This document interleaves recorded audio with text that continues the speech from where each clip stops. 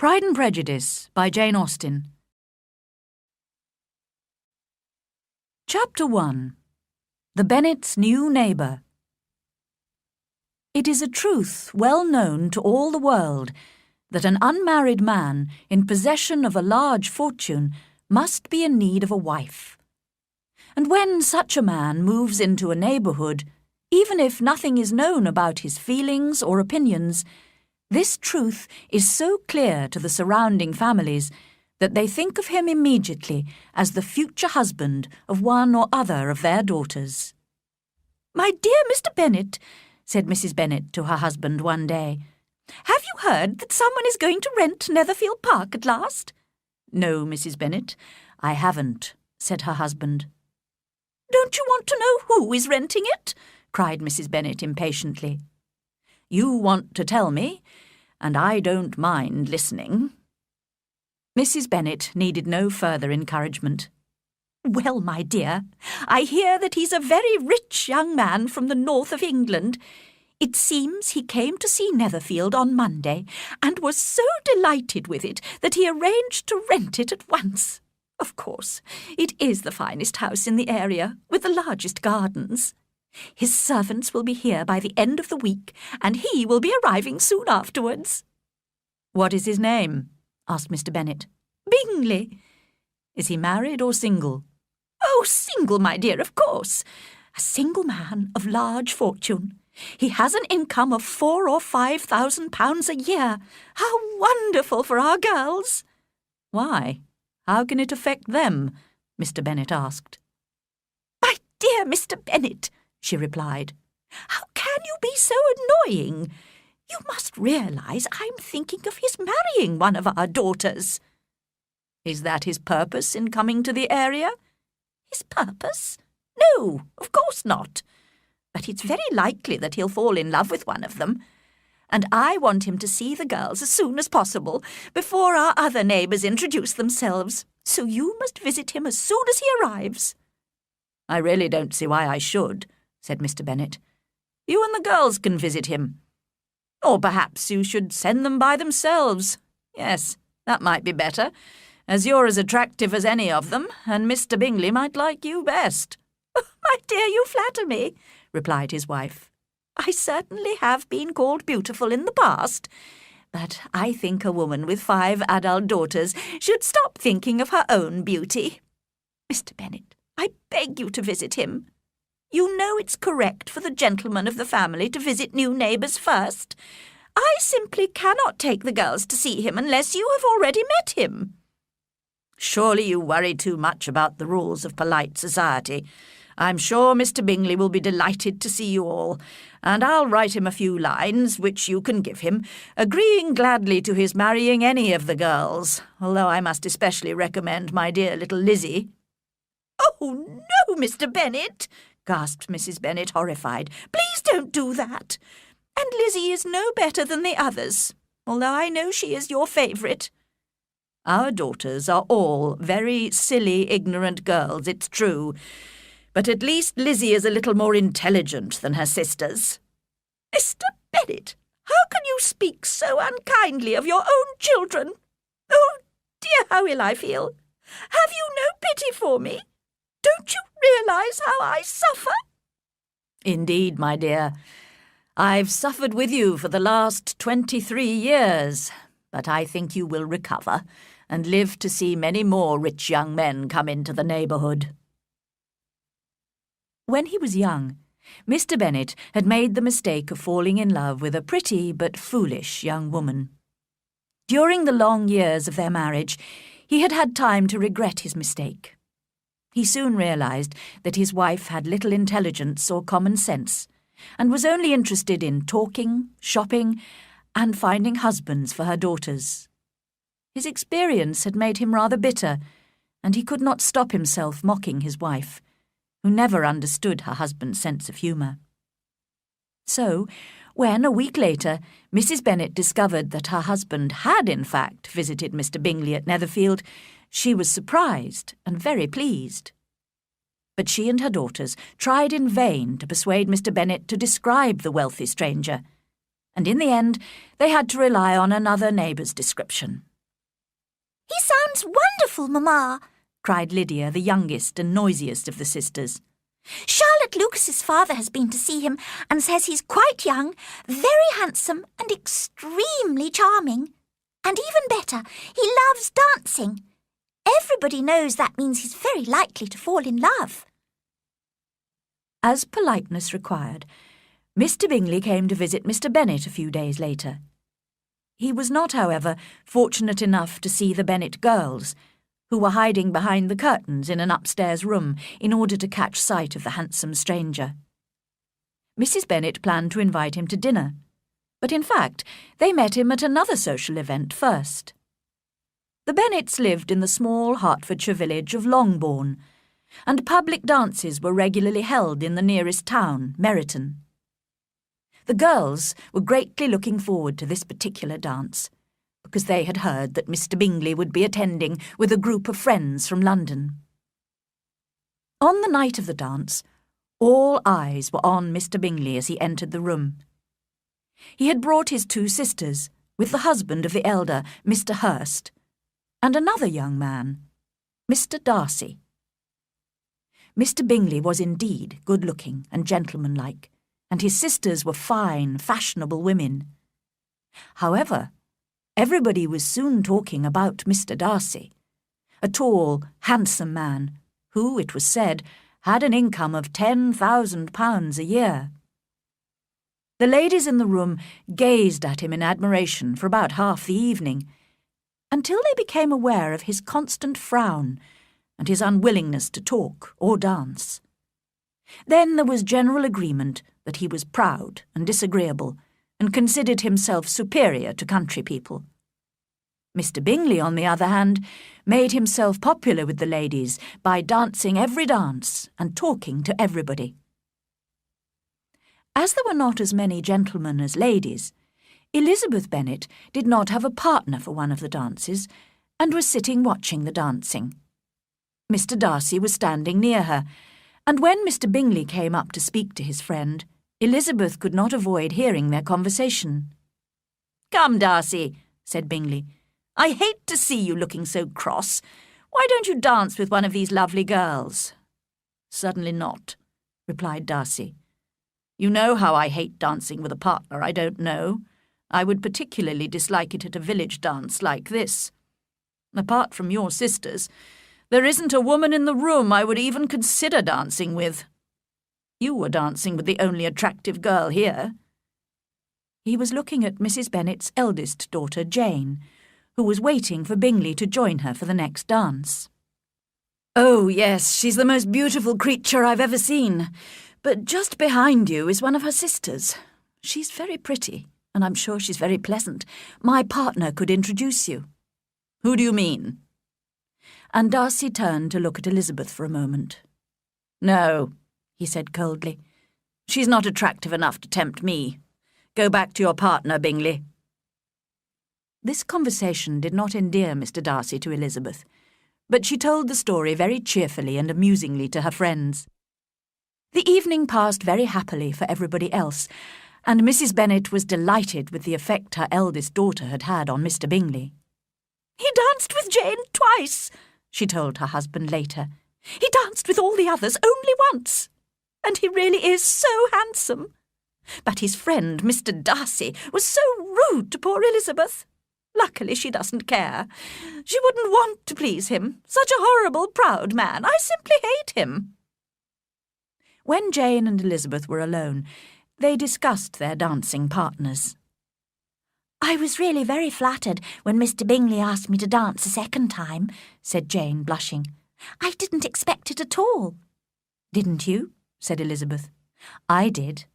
Dear Jane, you were 5 times prettier than any other woman in the room, but you're too modest ever to expect admiration." "I have to admit that I liked Mr. Bingley," continued Jane in her gentle voice. "He's so good-mannered and agreeable." "He's also handsome," added her sister, "which makes his character quite perfect. But what did you think of his sisters?" "Very pleasant when you get to know them. The younger, Miss Caroline Bingley, will be living at Netherfield with her brother. I'm sure we'll enjoy having her as a neighbour." Elizabeth listened in silence. She was not convinced. Jane is so kind, she thought, always ready to see the good side of people's characters. I considered Mr. Bingley's sisters too proud, almost rude, in fact. I'm sure they feel superior to most other people, like Mr. Darcy. But she did not say any more. After the dance, the Bennet and Bingley families began to visit each other every few days. It became evident that Mr. Bingley admired Jane very much, and Elizabeth knew that her sister was close to falling in love with him. She was discussing this with her good friend Charlotte Lucas one day. Charlotte was a sensible, intelligent young woman of 27, the eldest daughter of Sir William and Lady Lucas, who were neighbours of the Bennet family. "It's a good thing," said Elizabeth, "that if Jane is in love with Mr. Bingley, nobody will know, because she always behaves so cheerfully and normally." "That's sometimes a mistake," replied Charlotte, shaking her head wisely. "If she doesn't show her feelings at all, even to the man she loves, she may lose the opportunity of catching him. Jane should use every moment she gets with Bingley to attract and encourage him." "But I consider a man should try to discover a woman's feelings, not wait for her encouragement. And Jane probably doesn't know what her real feelings for Bingley are yet. She has only seen him a few times, not often enough to understand his character or be sure that she really loves him." "Well, I wish Jane success with all my heart," said Charlotte finally.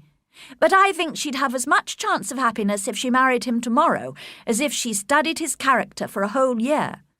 Happiness in marriage is simply a question of chance. I think it's better to know as little as possible about the person you're going to spend your life with." Elizabeth laughed, sure that Charlotte did not mean what she was saying. While observing Mr. Bingley's interest in Jane, however, Elizabeth had not noticed Mr. Darcy's interest in herself. Although at first he had not even considered her pretty, he now began to realise what a beautiful expression her dark eyes gave to her intelligent face, and what an attractive figure she had. "Of course, she is only an unfashionable village girl," he told himself, "but her conversation is often quite amusing."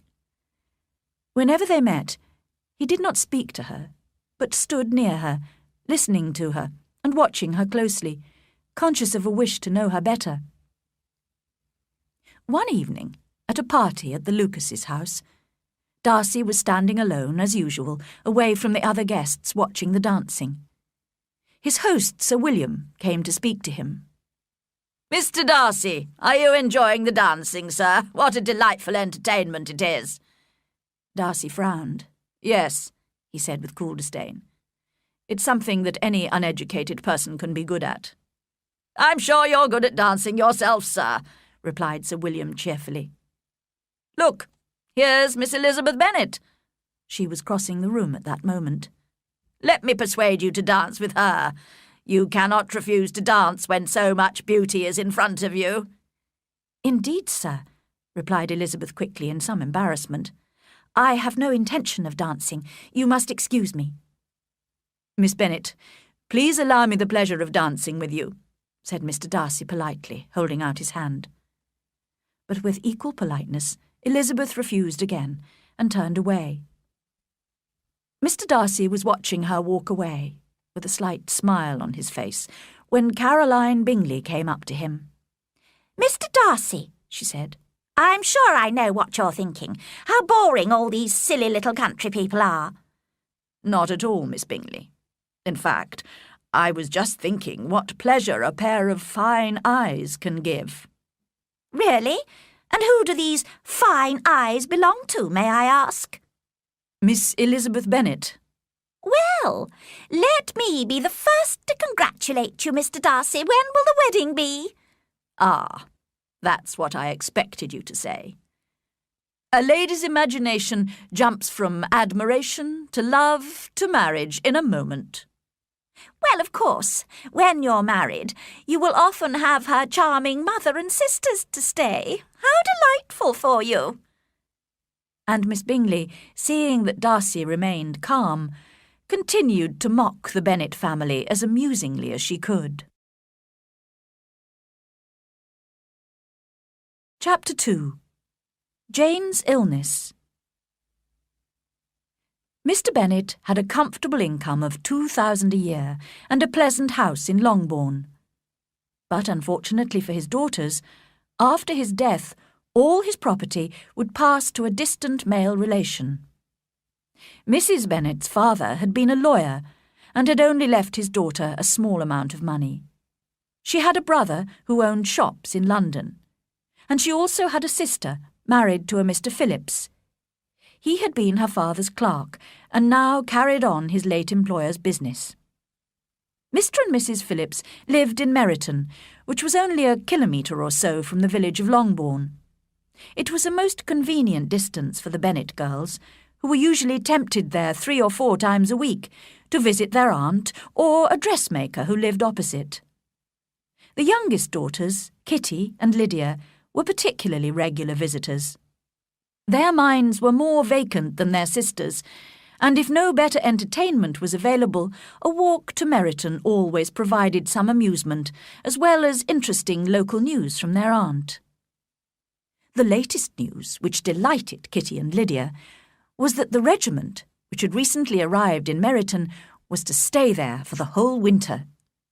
The 2 girls now visited their aunt every day, and as Mr. Phillips knew all the officers, Kitty and Lydia were soon introduced to them. At home, they could talk of nothing but officers and their handsome uniforms. Even Mr. Bingley's fortune now seemed hardly worth considering. After listening to their praise of the officers one morning, Mr. Bennet said coolly, "From what I can see, you must be 2 of the silliest girls in the country. I've suspected it for some time, but now I'm convinced." Kitty was embarrassed and did not reply, but Lydia, the youngest, continued to express her admiration for a certain Captain Carter with perfect indifference. "I am very surprised, my dear," said Mrs. Bennet, "that you should be so ready to think your own children silly. As it happens, they are all very clever." "That is the only point, I think, on which we do not agree. I am afraid I must say that I consider our 2 youngest daughters unusually foolish." "My dear Mr. Bennet, you mustn't expect such young girls to have the common sense of their father or mother. I remember when I used to like a red coat myself, and indeed I still do. If a good-looking officer with 5,000 or 6,000 a year wanted to marry one of my girls, I wouldn't turn him down. And I thought Colonel Forster looked very handsome last night at Sir William's in his regimental uniform." Just then, a servant entered with a note for Jane, which had come from Netherfield. Mrs. Bennet's eyes shone with pleasure, and she called out eagerly while her daughter was reading it, "Well, Jane, who is it from? What does he say? Tell us quickly, my love." "It's from Miss Bingley," said Jane. "She invites me to dinner at Netherfield, as she and her sister are alone. It seems her brother and the gentleman are having dinner with the officers in Meryton." "With the officers?" cried Lydia. "I wonder why Aunt Phillips didn't tell us that." "Having dinner in Meryton?" repeated Mrs. Bennet, shaking her head. "That's very unlucky." "May I take the carriage?" asked Jane. "No, my dear. You'd better ride over there, because it looks likely to rain, and then you'll have to stay the night." "That would be a good plan," said Elizabeth to her mother, "if you were sure they wouldn't offer to send her home in their carriage." "Oh, but they can't. The gentleman must have taken Mr. Bingley's carriage to go to Meryton." "I'd much rather go in the carriage," Jane said. "But, my dear, your father can't spare the horses, I'm sure. They're needed on the farm, aren't they, Mr. Bennet?" Mr. Bennet finally agreed that they were, in fact, being used that day in the fields. So Jane set out on her horse, while her mother called cheerfully after her, "I do hope it'll rain heavily, my love." And Jane had not been gone for long before it rained hard. Elizabeth was a little worried about her sister, but Mrs. Bennet was delighted. "What a good idea of mine that was," she said more than once, extremely pleased with herself. Not until the next morning, however, did she realise the full extent of her success. After breakfast, a servant from Netherfield arrived with a note from Jane to Elizabeth, explaining that Jane had caught cold on her wet ride and had been invited to stay at Netherfield until she recovered. "Well, my dear," said Mr. Bennet, "if your daughter should become seriously ill and die, it would be a comfort to know that she died in a good cause and in obedience to your orders." "Oh, I'm not afraid of her dying. People don't die of colds. She'll be looked after well at Netherfield. As long as she stays there, everything will be all right." But Elizabeth felt really anxious and was determined to go to her sister. As the carriage was not available and she was not keen on riding, she decided to walk the 5 kilometres to Netherfield.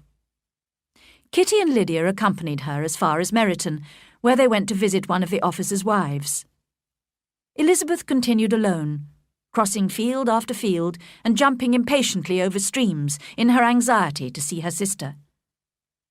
When she arrived at Netherfield, with tired feet, muddy stockings, and a face healthily pink with exercise, she was shown straight into the sitting-room.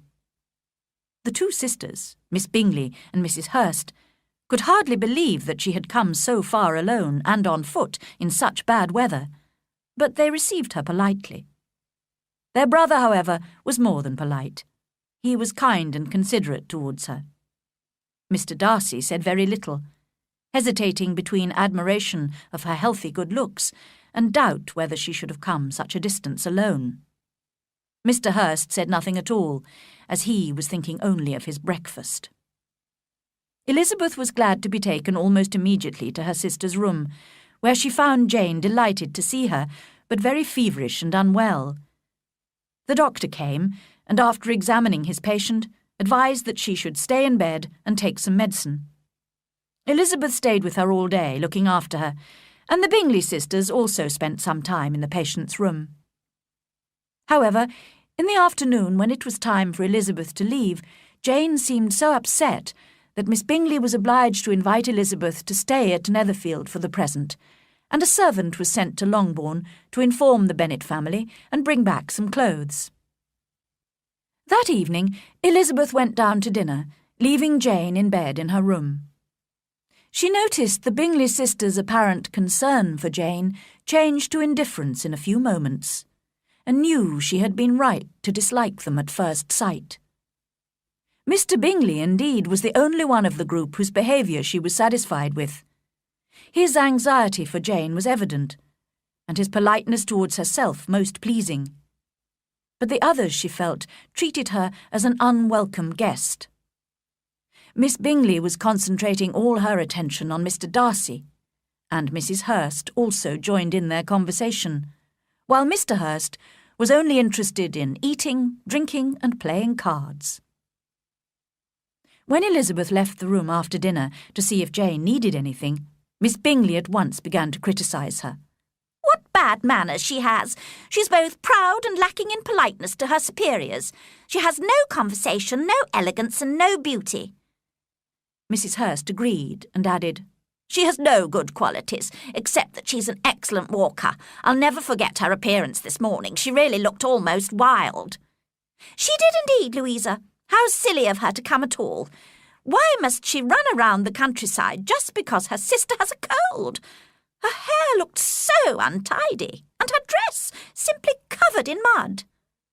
"I must say," said Bingley, "I didn't notice any of that. I thought she looked remarkably attractive when she arrived this morning." "You observed her wild appearance, I'm sure, Mr. Darcy," said Miss Bingley. "And I imagine you wouldn't wish your sister to make such a show of herself." "Certainly not." "Walking 4 or 5 kilometres, whatever it was, up to her ankles in mud, and alone, quite alone. It seems to me to show a dreadful sort of independence, a country girl's indifference to what is acceptable." "I think it shows a very pleasing affection for her sister," said Bingley. "I'm afraid, Mr. Darcy," whispered Miss Bingley, "that this adventure has rather lessened your admiration of her fine eyes." "Not at all," he replied. "They were brightened by the exercise." After a short pause, Mrs. Hurst began again. I have a great liking for Jane Bennet. She is really a very sweet girl, and I wish with all my heart she were well married. But with such a father and mother and with such vulgar relations, I'm afraid there's no chance of it. I think the Bennet girls have an uncle who's a lawyer in Meryton. Yes, and they have another who owns shops in Cheapside. Such a nice part of London. Both the sisters laughed. If they had enough uncles to fill Cheapside, cried Bingley, it wouldn't make them any less charming. But it must considerably lessen their chances of marrying men of any position in the world, replied Darcy. Bingley did not answer, but his sisters agreed enthusiastically, and continued mocking their dear friend's vulgar relations for some time. Late in the evening, when Elizabeth was satisfied that Jane was asleep, she felt she ought to go downstairs again.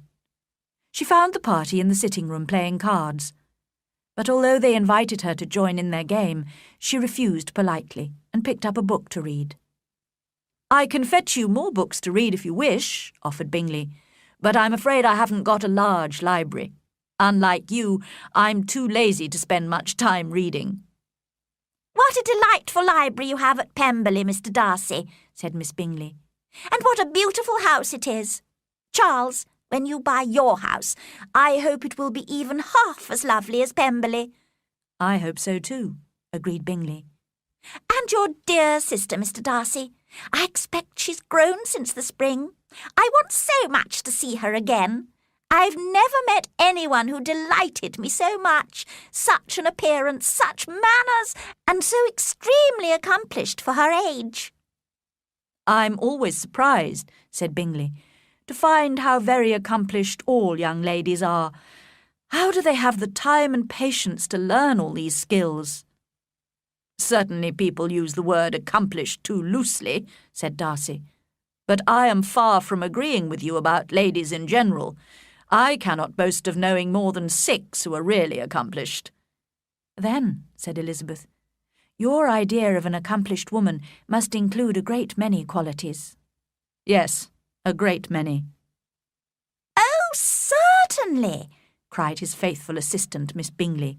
"An accomplished woman must have a thorough knowledge of music, singing, drawing, dancing, and modern languages. And besides this, a certain something in her manner of walking, in her voice, and in her behaviour." "All this she must possess," added Darcy, "and something more solid, the improvement of her mind by wide reading." "I'm no longer surprised at your knowing only 6 accomplished women," said Elizabeth. "I rather wonder at your knowing any. I've never seen such elegance and intelligence and knowledge as you describe in one woman."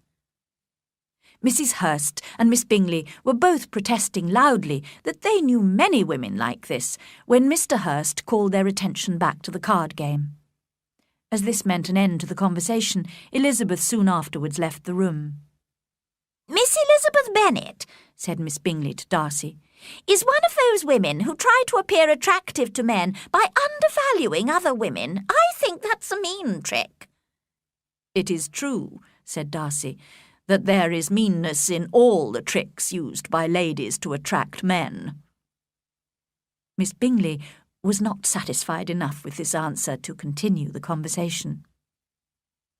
The next morning, Elizabeth was glad to be able to inform Mr. Bingley and his sisters that Jane was very much better. In spite of this improvement, however, she asked for her mother to be sent for, as she wanted Mrs. Bennet's opinion of Jane's state of health. Soon after breakfast, therefore, Mrs. Bennet, accompanied by her 2 youngest daughters, reached Netherfield. Elizabeth, although relieved to hear that her mother did not think Jane's illness serious, began to regret asking her to come when she saw the Bingley sisters smiling at Mrs. Bennet's remarks. Elizabeth blushed for her mother, who could not help showing her lack of intelligence and common sense in everything she said. Kitty and Lydia made an equally bad impression. They had been whispering together when suddenly Lydia, who was an attractive, confident, well-grown girl of 15, pushed herself rudely forward. She begged Mr. Bingley to hold a ball at Netherfield. With his usual politeness, Mr. Bingley promised he would, but Elizabeth saw his sisters exchanging meaningful glances. She was quite glad when her mother and sisters left. She and Jane were to stay another night at Netherfield to allow Jane to recover completely. That evening, Elizabeth appeared again in the sitting-room. She could not avoid noticing how frequently Mr. Darcy's eyes were fixed on her. But as she felt sure that so great a man could not possibly admire her, she assumed that when he looked at her, he was criticising her in some way. This thought did not cause her any pain, as she liked him too little to care for his approval. In the conversation she had with him, she spoke in her usual slightly mocking manner, rather expecting to offend him, but was surprised by the quiet politeness of his replies. Darcy had never before been so charmed by any woman. He really believed that if she did not have such vulgar relations, he might be in danger of falling in love with her. Miss Bingley saw or suspected enough to be jealous, and her great anxiety for the recovery of her dear friend Jane was increased by her wish to get rid of Elizabeth. Fortunately, perhaps, for almost everyone at Netherfield, Elizabeth and her sister, who was now quite recovered, were returning home the next day. Only Mr. Bingley showed real sorrow at this, and was concerned that Jane might not be fit enough to travel. Mr. Darcy was quite relieved, and determined that no sign of admiration for Elizabeth should escape him now. Miss Bingley's politeness to Elizabeth, as well as her affection for Jane, increased rapidly as the moment of departure approached, and she was able to say good-bye to them with many warm expressions of friendliness and a promise to visit them very soon. Mr. Bennet was glad to welcome his eldest daughters home again, as he had felt their absence from the family circle. But Mrs. Bennet, who had hoped they would stay much longer, was quite disappointed to see them come back in such a short time. Chapter 3. Mr. Collins visits Longbourn. "I hope, my dear," said Mr. Bennet to his wife at breakfast the next morning, "that you have told the cook to send up a good dinner today, as I am expecting a visitor." "Who is it, my dear? I know of nobody who is coming, unless Charlotte Lucas happens to call in, and I hope my dinners are good enough for her." "The person I'm talking about is a gentleman and a stranger." Mrs. Bennet's eyes shone with excitement. "It's Mr. Bingley, I'm sure. Why, Jane, you never mentioned it. Well, I'll be extremely glad to see him. Lydia, my love, ring the bell. I must speak to the cook at once." "It is not Mr. Bingley," said her husband. "It's a person whom I have never seen before." This caused general astonishment, and he had the pleasure of being eagerly questioned by his wife and 5 daughters all at the same time. Having amused himself for some time with their curiosity, he finally explained.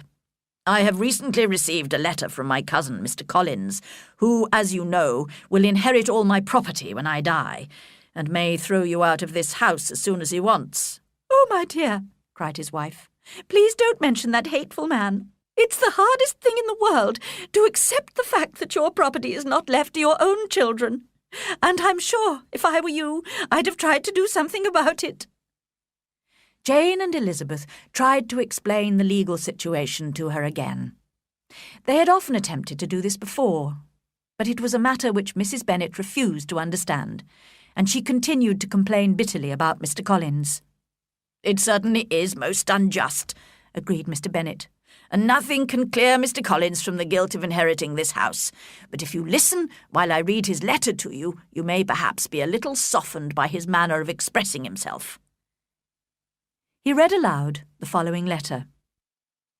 "Dear Sir, the disagreement between you and my late respected father always worried me, and since his death I have frequently wished to improve the relationship between our families.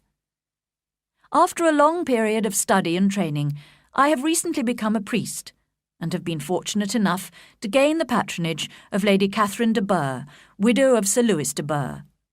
This generous lady has given me the post of rector at Hunsford, which was luckily vacant. Hunsford is the village near her own large country house in Kent. Here I carry out the duties of my profession whenever necessary, and I take great care to behave at all times with grateful respect towards her ladyship. As a priest, moreover, I feel it my duty to encourage all families in my area of influence to live peacefully. Because of this, I flatter myself that I am acting correctly in offering you my friendship. I am, of course, concerned that when I eventually inherit all your property, your daughters will doubtless be very poor, and I do apologize for this.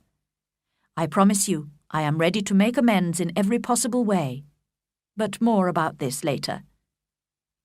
If you do not object, I propose to visit you and your family on Monday, November the 18th at 4 o'clock, and shall probably stay until the following Saturday week.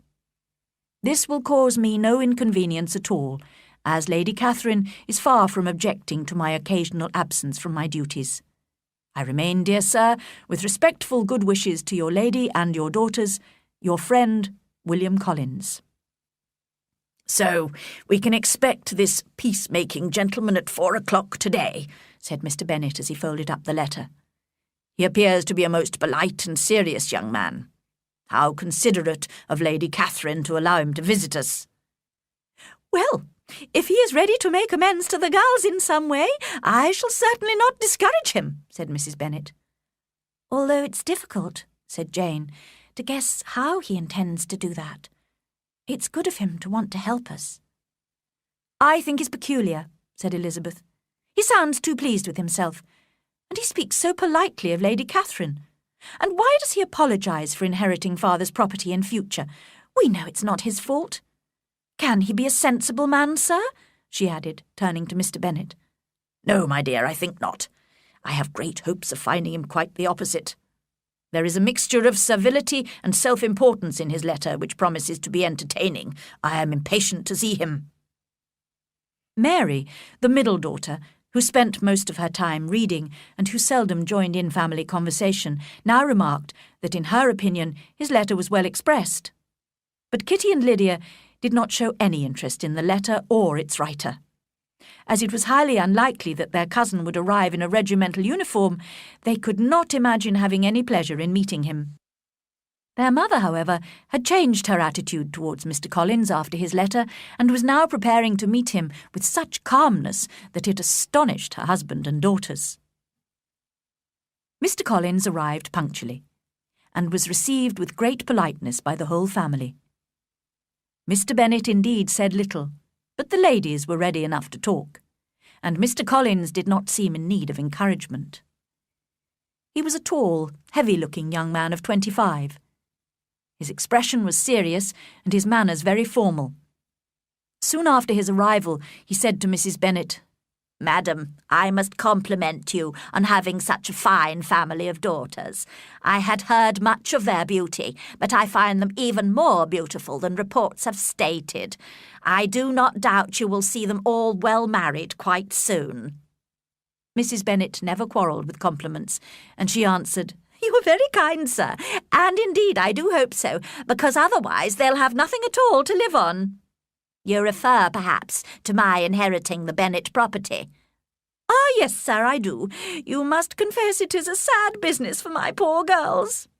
I am very aware, madam, of the hardship to your lovely daughters, and could say more about this, but I am cautious of saying too much too soon. But I would like to say that I have come prepared to admire the young ladies, and perhaps when we know each other better— The bell rang for dinner, and the family moved into the dining room with their guest. The girls smiled secretly at each other as Mr. Collins praised the hall, the dining room, and all the furniture. Mrs. Bennet would normally have been delighted with such praise, but she could not help thinking that he was perhaps admiring it all as his future property. The dinner, too, he considered excellent, and he asked which of his charming cousins was responsible for it. But Mrs. Bennet explained quite sharply to him that they were very well able to afford a good cook, and that her daughters had nothing to do in the kitchen. He begged her pardon immediately for offending her, and continued to apologise for about a quarter of an hour. Mr. Bennet had hardly spoken up to now, but he thought it was time to enter the conversation. You seem very fortunate in your patron, Mr. Collins, he said. He could not have chosen a better opening remark. Mr. Collins spoke enthusiastically for several minutes in praise of Lady Catherine. Never in my life have I witnessed such considerate behaviour in a person of high birth. Although she is such a great lady, she has never treated me with disdain. She talks to me almost as an equal and gives me advice. For example, she has recommended me to marry as soon as possible. And do you know, she has asked me to dinner twice at her house. Some people consider her proud, but she has only ever been kind to me. She even took the trouble to visit my small house, and was thoughtful enough to suggest 1 or 2 improvements, some shelves upstairs. "That is very correct and polite, I'm sure," said Mrs. Bennet. "Does she live near you, sir?" Only a small country road separates my poor house from Rosings Park, her ladyship's home. "I think you said she is a widow. Has she any family?" She has only 1 daughter, who will inherit Rosings and all Lady Catherine's property. A most charming young lady, unfortunately in weak health. I often pay her some little compliment on her appearance or her accomplishments when I visit Rosings. Lady Catherine appreciates these compliments to her daughter, and I see it as my duty to please her ladyship. "I am sure you're right," said Mr. Bennet. "No doubt you are expert at flattering with delicacy. May I ask how you think of these pleasing compliments?" Some of them come to me at the time, but in my spare moments I do occasionally prepare a few words which may be suitable for different occasions.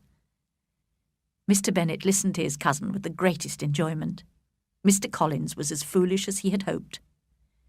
But by tea-time Mr. Bennet had had enough, and after tea asked his guest to read aloud to the ladies. However, when a novel was handed to Mr. Collins, he looked shocked and protested that he never read novels. He chose a religious book instead, and started reading in a slow, serious voice. Lydia could not hide her boredom for long, and after only 3 pages she interrupted him rudely to ask her mother a question about one of the offices in Meryton. Mr. Collins was offended and refused to read any more, although Mrs. Bennet and her other daughters apologised for Lydia's lack of manners. Mr. Collins was not a sensible man, and neither education nor society had improved him. The respect he felt for his patron, and his very good opinion of himself and his new position, made him proud and servile at the same time. Now that he had a home and a considerable income, he had decided to marry.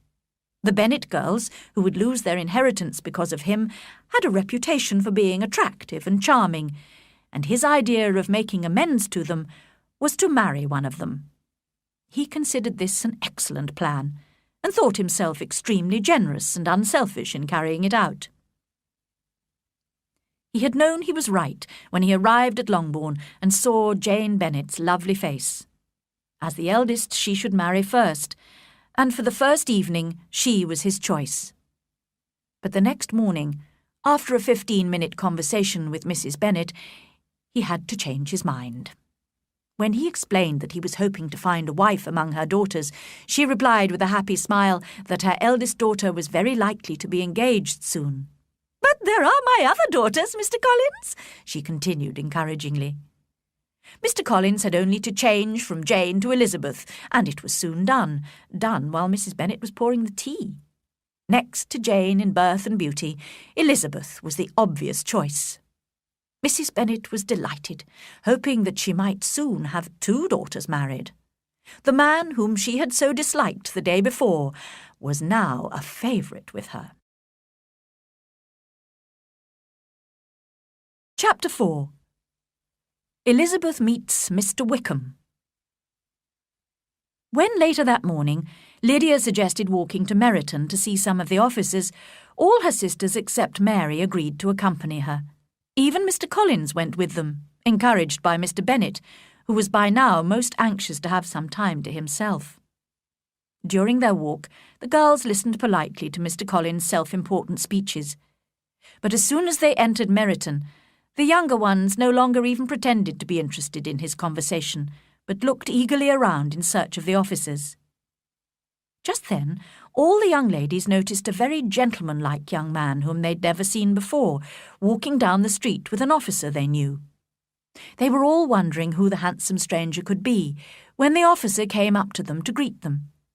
He asked permission to introduce his friend, whose name was Mr. Wickham, and who had apparently arrived recently from London to become an officer in the regiment.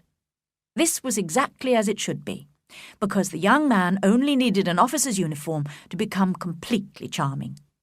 He was very good-looking, with a very pleasant, sociable manner, and after the introductions, conversation flowed most enjoyably in the little group. They were still standing and talking happily together when they heard the sound of horses and saw Darcy and Bingley riding down the street. The two gentlemen came straight towards the ladies to greet them. Bingley was clearly most interested in Jane Bennet and started talking particularly to her. Darcy, however, was just determining not to look at Elizabeth when he suddenly noticed the stranger. By chance, Elizabeth saw Darcy's and Wickham's faces at the moment when they caught sight of each other, and she was astonished at the effect of the meeting. Both changed colour, one white, the other red. After a few moments, Mr. Wickham touched his hat, and Mr. Darcy nodded very slightly. What could this mean? It was impossible to imagine, and it was impossible not to wish to know. In another moment, Mr. Bingley, who did not seem to have noticed what had happened, said good-bye and rode away with Mr. Darcy. The two officers accompanied the young ladies to Mrs. Phillips's house, but did not go in spite of Lydia's repeated invitations. Mrs. Phillips was always glad to see her nieces, and welcomed Mr. Collins most politely when he was introduced to her. She did not, however, have any more information for the girls about the agreeable Mr. Wickham. "But I tell you what, my dears," she said brightly, "I'm giving a little supper party for some of the officers tomorrow. I'll ask Mr. Phillips to visit Mr. Wickham and invite him to come too. Will you all come as well?" The girls were delighted, and agreed at once to this arrangement, and the whole group walked back to Longbourn, happily discussing the enjoyable evening they were going to have. Mr. Collins had been very impressed with Mrs. Phillips's politeness, and when they reached Longbourn, he complimented Mrs. Bennet on her sister's elegance and charming manners. The next evening, the carriage took him and his 5 cousins to Meryton, and the girls had the pleasure of hearing, as they entered the hall, that Mr. Wickham had accepted their uncle's invitation and was at that moment in the house. When Mr. Collins was shown into the sitting-room, and had time to look around and admire it, he said immediately to Mrs. Phillips, "Madam, I must compliment you on the size and furniture of this room. Really, I could almost imagine myself in the smaller summer breakfast-room at Rosings." This remark did not at first please his hostess very much, but when she heard from him what Rosings was, and who its owner was, and how much Lady Catherine's furniture cost, she realised what a great compliment it was. During the evening, Mr. Collins found Mrs. Phillips a kind and attentive listener, which was fortunate, as the Bennet girls could not bring themselves to listen to him any longer. All the ladies were impatient to see Mr. Wickham, and when he came into the room, he appeared far more charming and gentlemanly than any of the officers present. He was the lucky man towards whom almost every female eye turned, and Elizabeth was the lucky woman beside whom he finally took his seat. His pleasant way of making conversation made her feel that he could talk interestingly about anything.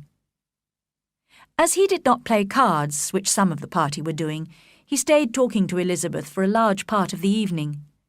She hoped he would tell her how he knew Mr. Darcy, but she dared not mention that gentleman. Luckily, however, Mr. Wickham himself began to talk about it, although in a rather hesitating manner. "Netherfield is quite near Meryton, I suppose. How long has Mr. Darcy been staying there?" "He has been there about a month," replied Elizabeth. Unwilling to let the matter drop, she added, "He is a man of very large property in Derbyshire, I understand." "Yes," replied Wickham. "His income is 10,000 a year at least. I know more about him than most people, as I've been closely connected with his family since childhood." Elizabeth could only look surprised. "You might well be surprised, Miss Bennet, at my saying that, after noticing, as you probably did, the very cold manner of our meeting yesterday. Do you know Mr. Darcy well?" "As well as I ever wished to," cried Elizabeth. "I've spent 4 days in the same house as him, and I consider him very disagreeable." I've known him too long and too well to judge fairly whether he's disagreeable or not, but I believe most people would be astonished by your opinion. He is not at all liked here in Hertfordshire. Everybody is disgusted with his pride. You won't find him praised by anyone. I can't pretend to be sorry that he is valued as he deserves, but with him I believe it doesn't often happen. The world is blinded by his fortune and importance, or frightened by his proud behaviour, and sees him only as he chooses to be seen. After a pause, Wickham added, I wonder if he's likely to stay at Netherfield much longer. I don't know at all, but I hope his presence won't stop you becoming an officer in the regiment here. Oh, no, I won't be driven away by Mr. Darcy. If he wishes to avoid seeing me, he must go. The reason I have for avoiding him is one I could easily make public to the whole world. He has treated me very badly. His late father, Miss Bennet, was one of the best men who ever lived, and the most faithful friend I ever had. And whenever I'm with this Mr. Darcy, I think of his father with the most painful regret. Mr. Darcy has behaved wickedly towards me, but I could forgive him anything except the insult to his father's memory. Elizabeth was fascinated and listened eagerly, but did not like to ask any questions. Mr. Wickham began to speak more generally about Meryton and the charming people he had met there. In fact, that's why I was tempted to join the regiment. I'd heard that Meryton society is most agreeable.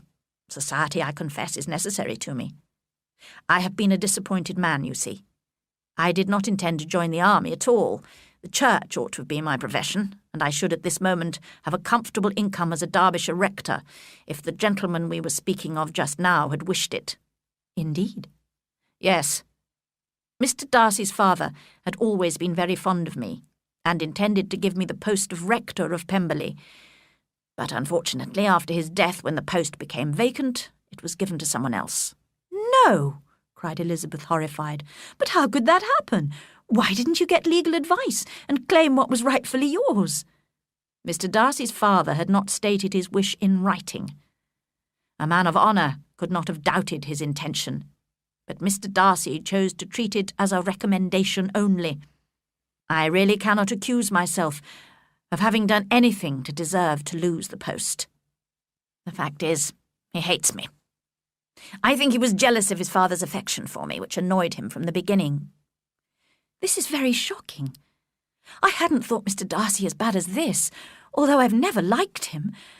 I assumed he felt superior to everyone else, but did not suspect him of behaving in such a wicked, unjust, inhuman way. We grew up together at Pemberley, you know.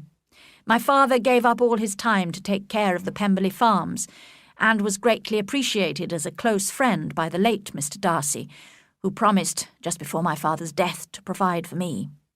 The present Mr. Darcy did not choose to respect that promise.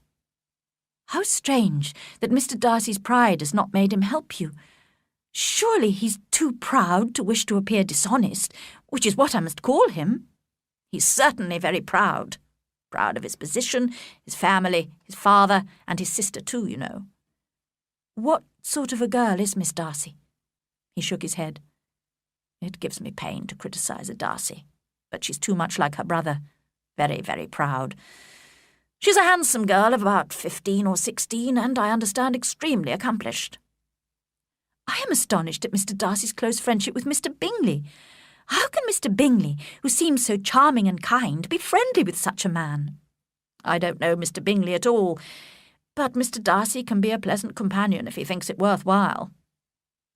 Just then they were joined by some of the others, and the conversation became more general. When Mr. Collins was talking to Mrs. Phillips about his patron, Mr. Wickham looked quickly in his direction, and then asked Elizabeth, "Does your cousin know Lady Catherine de Bourgh very well?" "I don't think he has known her for long, but she has recently given him the post of rector of Hunsford." "Perhaps you know that Lady Catherine is the present Mr. Darcy's aunt. I believe she is planning to marry her daughter, who will inherit a fortune, to Mr. Darcy." This information made Elizabeth smile, as she thought of poor Miss Bingley's efforts to attract Mr. Darcy, which might all be in vain. The supper party came to an end, and Elizabeth went away with her head full of Mr. Wickham. She could think of nothing but him and what he had told her all the way home.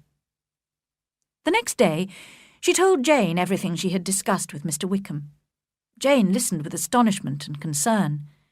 She could not believe that Mr. Darcy could so little deserve Mr. Bingley's friendship, and yet she did not want to doubt the truthfulness of such an agreeable young man as Mr. Wickham. Elizabeth, however, felt sure that Mr. Darcy was to blame.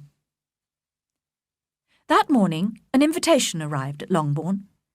Mr. Bingley had fixed the date for the ball he had promised to give at Netherfield, and it was to be on the following Tuesday. Every female in the Bennet family was looking forward to it, even Mary, who lifted her head from her book to say, unsmiling, "As long as I have my mornings free for serious reading, I do not mind meeting people in the evenings. I consider some relaxation and amusement is good for everybody."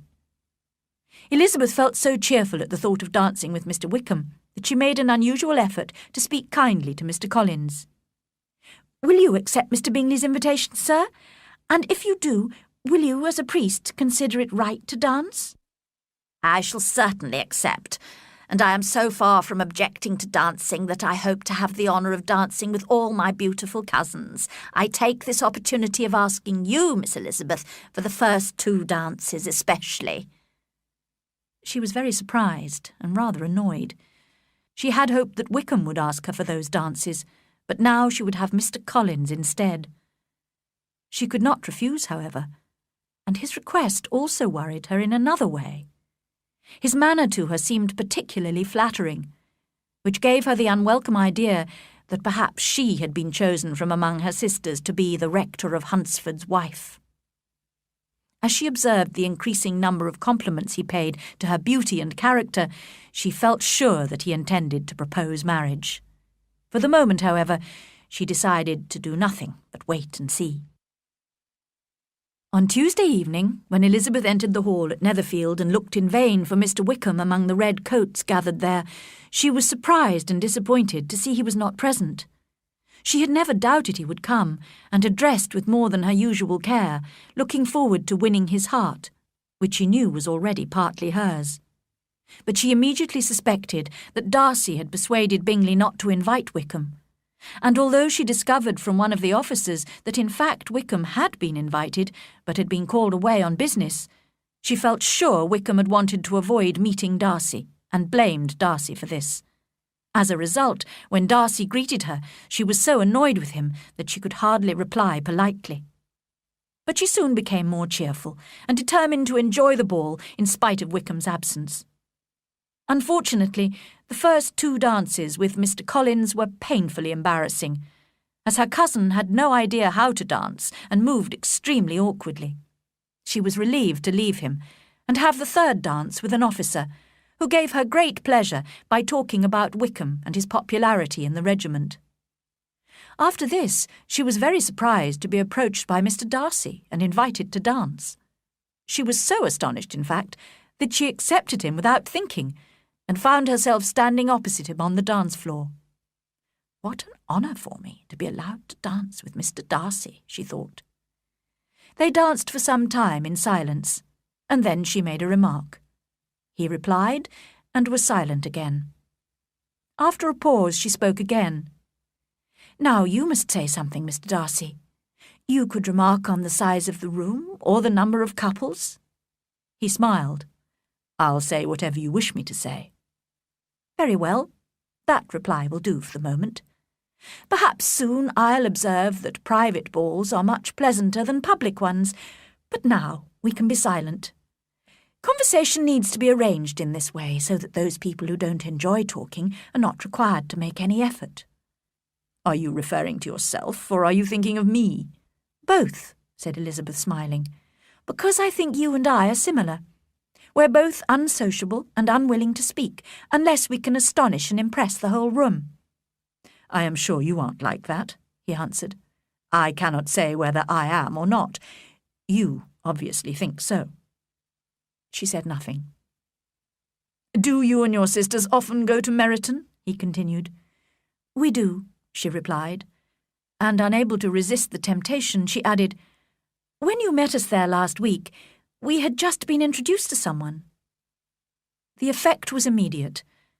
There was a new coldness in Darcy's expression. After a moment he said with difficulty, Mr. Wickham is so agreeable that he makes friends easily. Whether he can keep them is less certain." "He has been unlucky enough to lose your friendship," replied Elizabeth sharply, "and in a way which will cause him hardship all his life." Darcy did not reply to this, and there was only time for a little more conversation before the dance ended.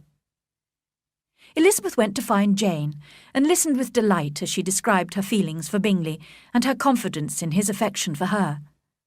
But apart from Jane, it seemed to Elizabeth that if her family had made an agreement to appear as stupid as possible during the ball, they could not have been more successful. First, Mr. Collins insisted on going to introduce himself to Mr. Darcy, the nephew of his respected patron, and was received very coldly. Then, during supper, Mrs. Bennet could not be prevented from talking very loudly to Lady Lucas about her great hopes of Jane's marriage to Bingley. Elizabeth blushed in embarrassment when she realised that the Bingley sisters and Mr. Darcy were able to hear. Finally, when some music was required, Mary Bennet went confidently to the piano and sang and played several songs, all rather badly. The rest of the evening brought Elizabeth little amusement. She could not even go and talk to people she knew, as Mr. Collins seemed determined to stay close by her side all evening.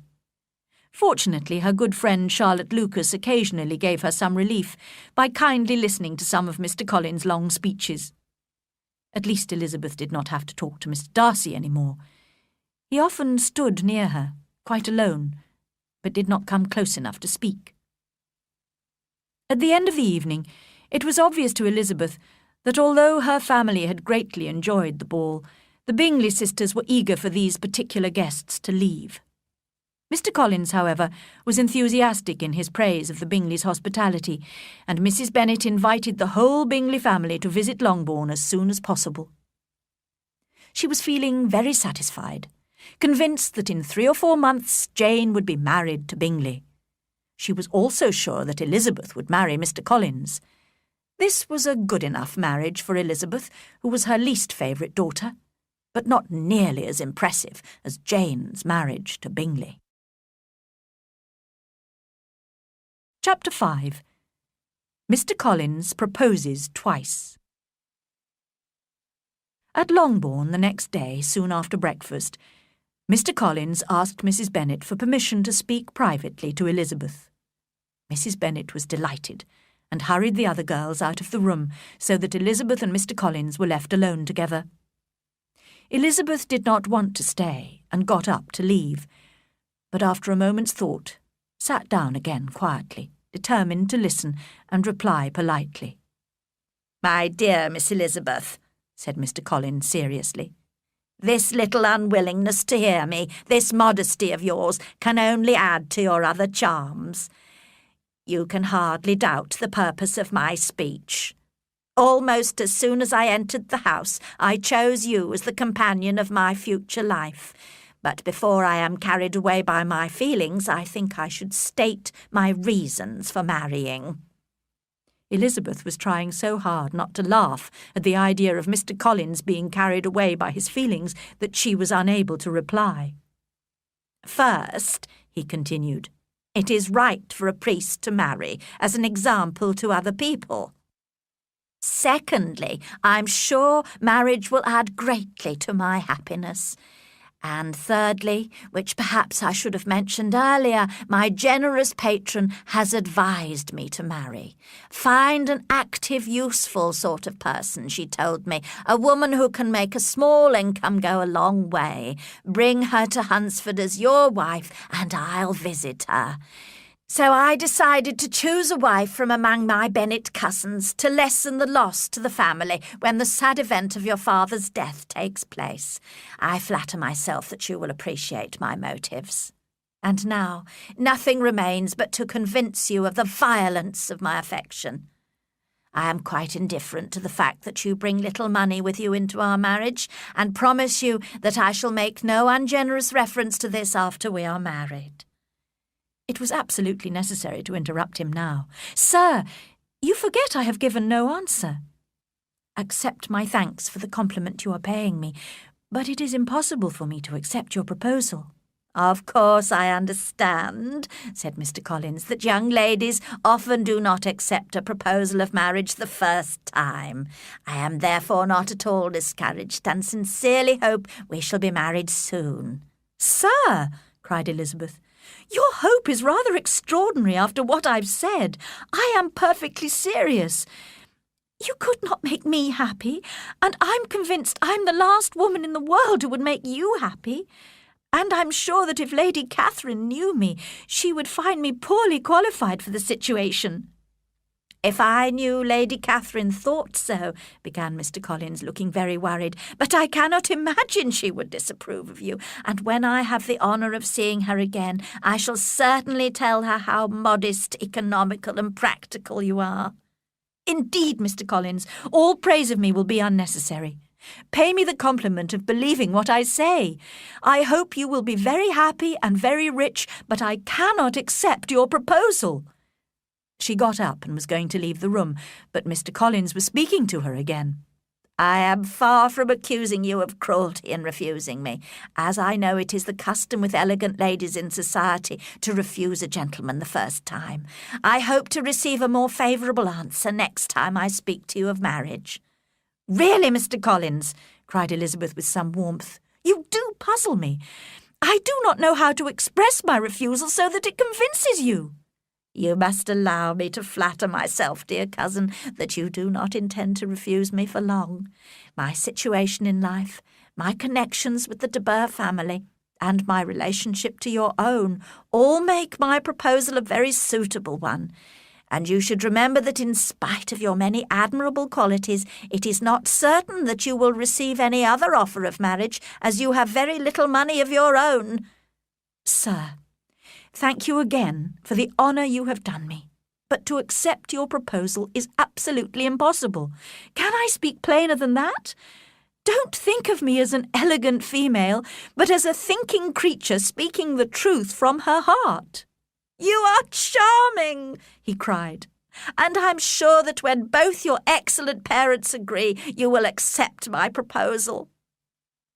Elizabeth did not reply, but left the room silently, determined to ask her father, if necessary, to make her refusal clear to the self-deceiving Mr. Collins.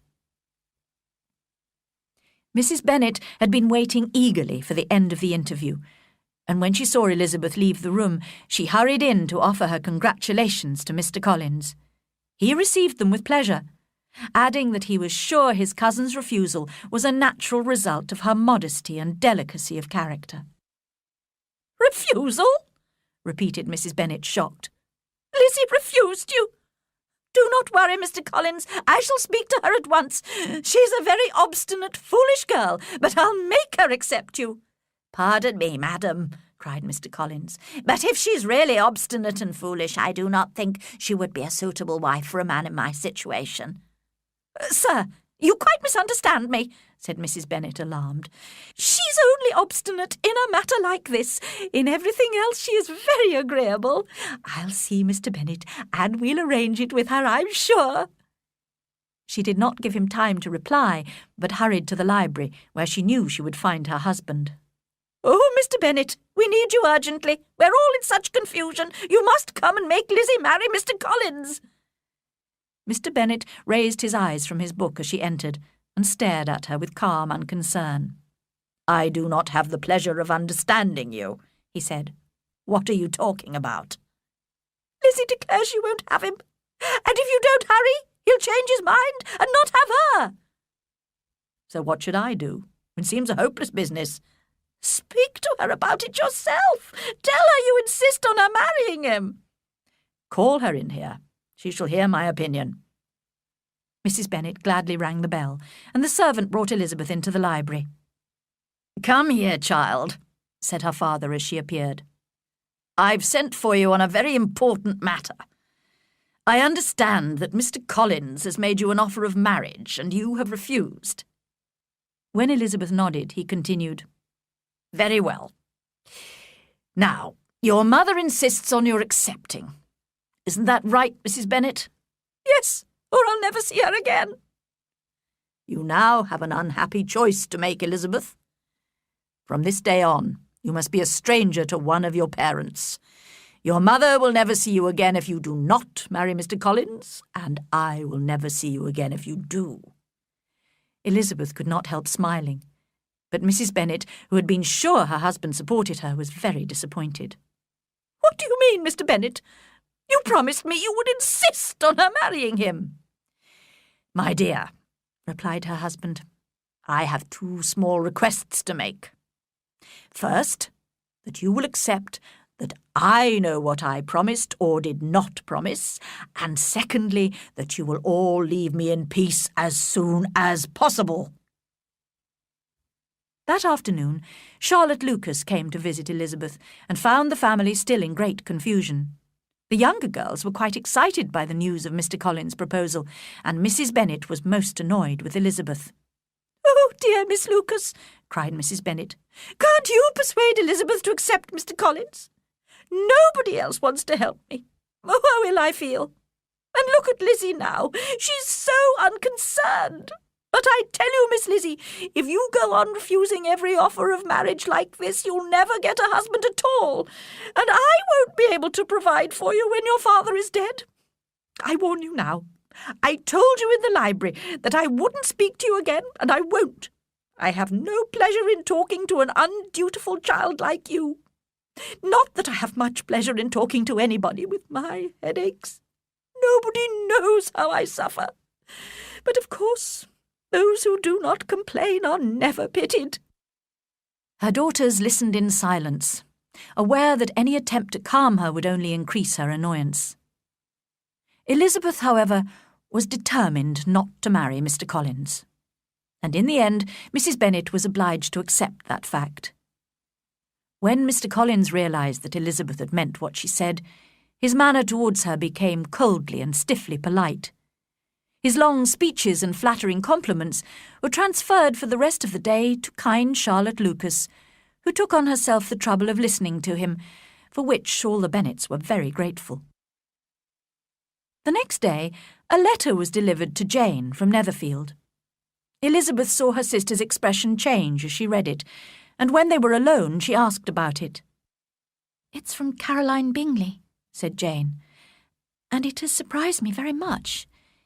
The whole party have left Netherfield and are on their way back to London, probably for the winter. They may not return to Netherfield at all. She says the only thing she sincerely regrets is leaving me behind in Hertfordshire, and promises to write very frequently." Elizabeth did not trust Miss Bingley's apparent affection for Jane. "I really don't think their departure matters very much," she said.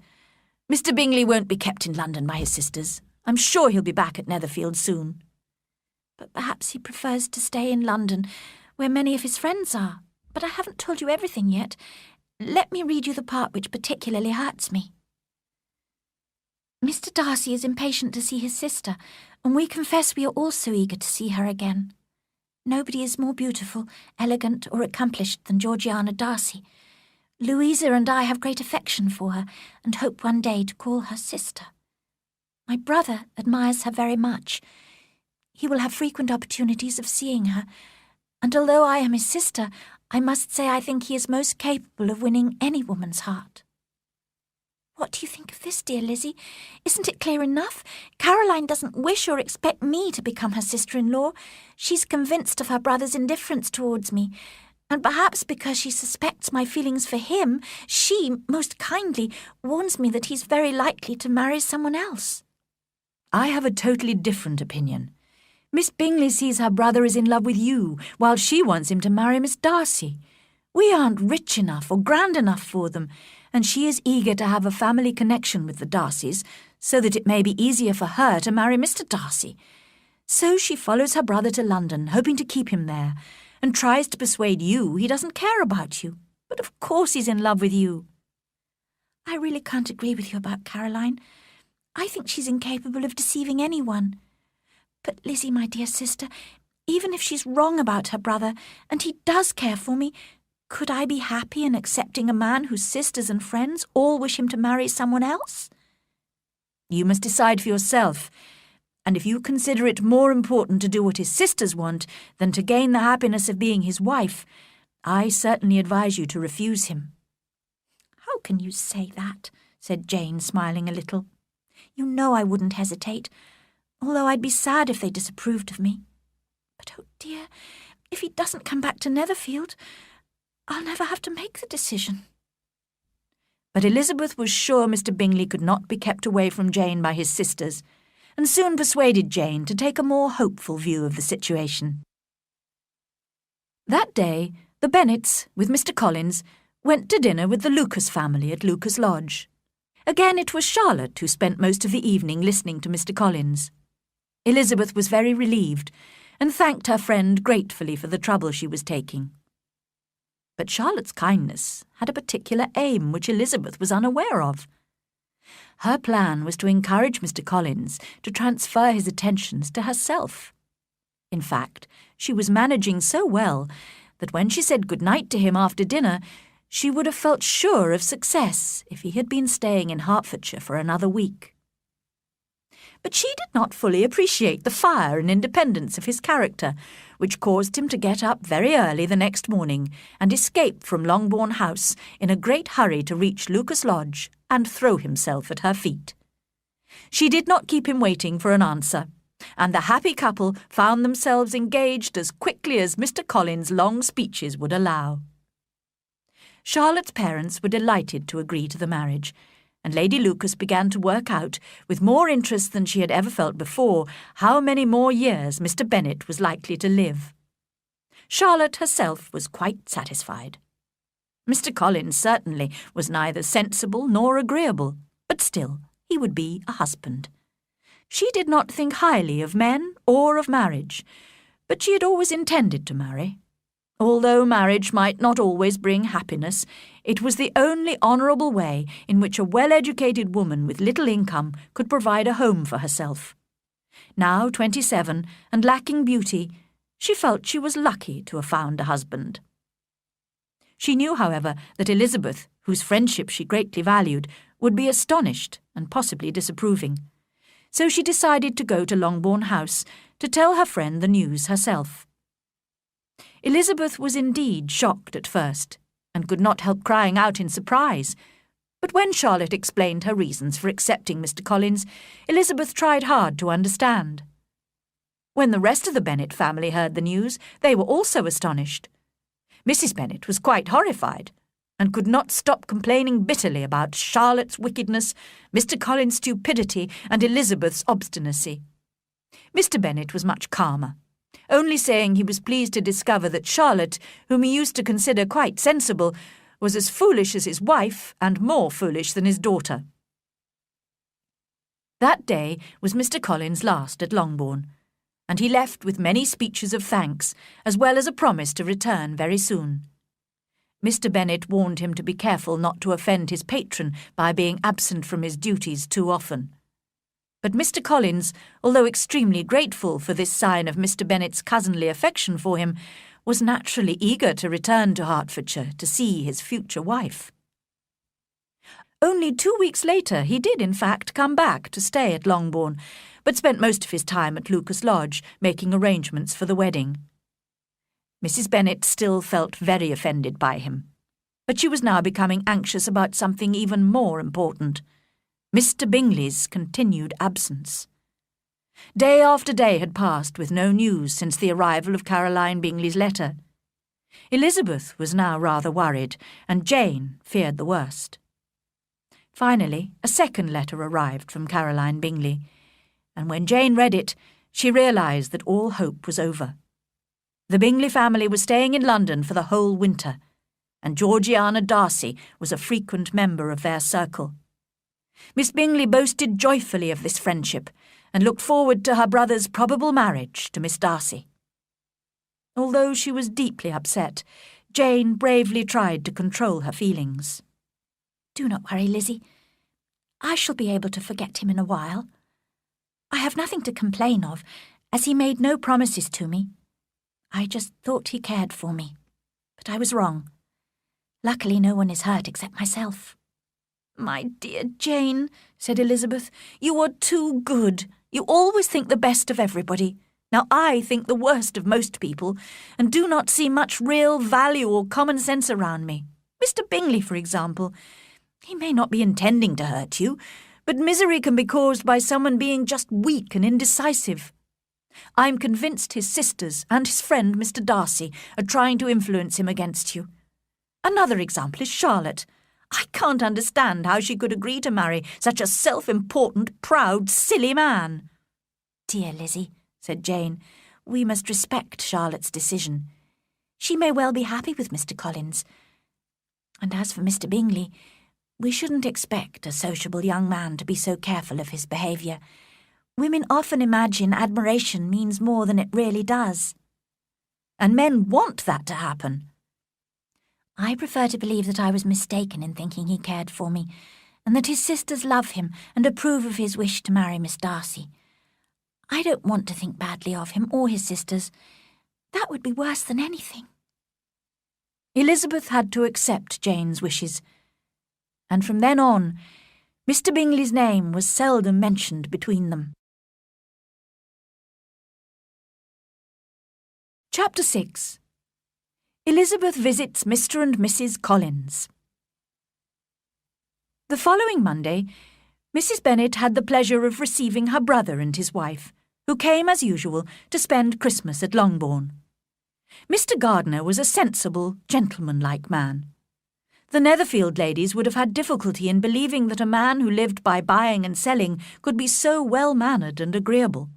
Mrs. Gardiner, who was several years younger than Mrs. Bennet and Mrs. Phillips, was a pleasant, intelligent, elegant woman, and a great favourite with her Longbourn nieces, especially the two eldest, who often stayed with her in London. When Mrs. Gardiner had given the present she had brought with her and described the newest fashions, she was obliged to listen to Mrs. Bennet's complaints. "I've suffered greatly since your last visit, sister," cried Mrs. Bennet. "Just imagine! 2 of my daughters were very close to marriage, and then nothing. I do not blame Jane, who would have got Mr. Bingley if she could. But Lizzie, oh, sister, it is hard to think she might have been Mrs. Collins by now if she hadn't been so obstinate. The result is that Lady Lucas will have a daughter married before me.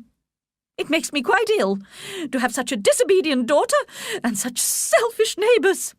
But your coming just now is a great comfort to me, and I am very glad to hear what you tell us about long sleeves." Mrs. Gardiner made a suitably sympathetic reply to her sister-in-law, and later that day found the opportunity to discuss the matter in more detail with Elizabeth alone. "I am sorry for Jane," she said kindly, "but Lizzie, these things happen so often. A young man like Mr. Bingley frequently falls in love with a pretty girl, and when chance separates them, he forgets her very quickly." "Yes, aunt," said Elizabeth, "but in this case it was not chance, but the young man's interfering friends who separated Jane and Mr. Bingley. I'm sure he was violently in love with her." "Poor Jane, she's so sensitive. I'm afraid she may not get over it for some time. Now, if it had been you, Lizzie, you would have recovered more quickly by finding humour in the situation. But do you think I could persuade Jane to come back with us to London? Perhaps a change of air would make her feel better." Elizabeth was extremely grateful to her aunt for this kind suggestion, and felt sure Jane would gladly agree. "I hope," added Mrs. Gardiner, "that she will not be influenced by the hope of seeing the young man. We live in such a different part of town that it is very unlikely they will meet, unless he actually comes to see her. And that is quite impossible, because his friend Mr. Darcy would not allow him to visit so unfashionable an address." But despite her protest, Elizabeth secretly thought that Jane might see Bingley in London, and that a meeting would probably reawaken his affection for her. The Gardiners stayed at Longbourn for a week, and Mrs. Bennet made sure there was always some entertainment for her brother and sister-in-law. Whenever there was a dinner party at Longbourn House, some of the officers were always invited. Mrs. Gardiner, who had noticed that Mr. Wickham was a very frequent visitor and that Elizabeth spoke admiringly of him, took care to observe them both. She saw enough to make her a little anxious, and decided to speak to Elizabeth about him when they were alone. "Lizzie," she began, "I can see that you and Mr. Wickham like each other, but I must warn you not to get seriously involved with him. I admit he's a most interesting young man, but sadly he has no fortune. You are a sensible girl and must realise that you would disappoint your father by agreeing to marry a penniless young man. My dear aunt, do not worry. I'll take care of myself, and Mr. Wickham too. He won't be in love with me if I can prevent it. Elizabeth, be serious. I'm sorry, aunt. I'll try again. At present, I'm certainly not in love with him, but he is by far the most agreeable man I've ever met. And if he really loved me, but I would hate to disappoint my father or make any of you unhappy. I cannot promise what I will do, but I will really try to do what I think is wisest. I hope you are satisfied with that. Her aunt replied that she was, and received Elizabeth's thanks for her kind advice. Several days after this, the Gardiners returned to London, taking Jane with them. The day of Mr. Collins' wedding soon arrived, and Mrs. Bennet had to watch Charlotte Lucas become Mrs. Collins. Before the bride left Longbourn for Hunsford, however, she asked Elizabeth to come and visit her in her new home as soon as possible. Elizabeth could not refuse, although she did not imagine it would be an enjoyable visit. It was arranged that Elizabeth would accompany Sir William Lucas and Maria, one of his other daughters, on their intended visit to Hunsford in March. A week after Jane's departure, Elizabeth received a letter from her sister saying that she had seen Miss Bingley and hoped to continue their friendship. Elizabeth shook her head over this.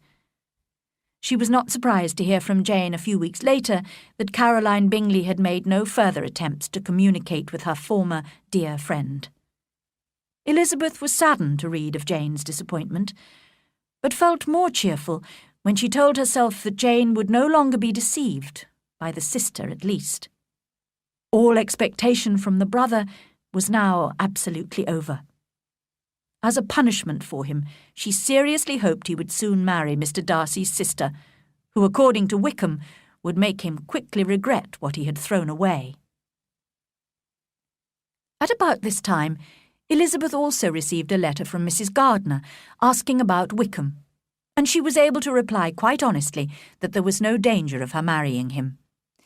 He had transferred his affections to a Miss King, who had recently inherited £10,000. Elizabeth saw exactly what was happening, but her heart had only been slightly touched, and she was able to convince herself that it was quite natural for such an agreeable young man to wish for fortune and independence. January and February passed, and the time for Elizabeth's visit to Mr. and Mrs. Collins approached. She had improved the plan by arranging to spend a night in London at her uncle and aunt's house before continuing the journey into Kent. She was very much looking forward to seeing Jane, who was still staying with the Gardiners. The journey seemed long to Elizabeth, because Sir William and Maria had nothing to say worth hearing. But when the coach arrived at the Gardiner's house at lunchtime, Elizabeth was delighted to see that her sister looked as healthy and lovely as before. In a private conversation with her aunt later, however, Elizabeth discovered that Jane had been suffering from periods of depression, although she always tried bravely to appear cheerful.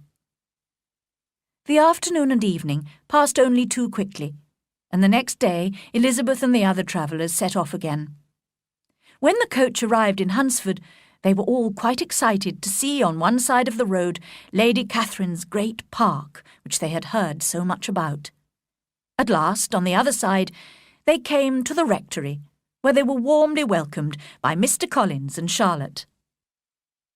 Elizabeth was more and more pleased she had come when she found herself so affectionately received. She saw instantly that marriage had not changed her cousin's manners. He insisted on greeting them all with formal politeness and long speeches, and showed them round the house, explaining its many good points in exhausting detail. Elizabeth could not help thinking that perhaps he was speaking particularly to her, as if wishing to make her feel what she had lost in refusing him. But although everything seemed neat and comfortable, she was unable to please him with a sigh of regret. In fact, she wondered how Charlotte could look so cheerful with such a companion. But whenever Mr. Collins said anything of which his wife might be ashamed, which was quite often, Charlotte wisely did not appear to be listening.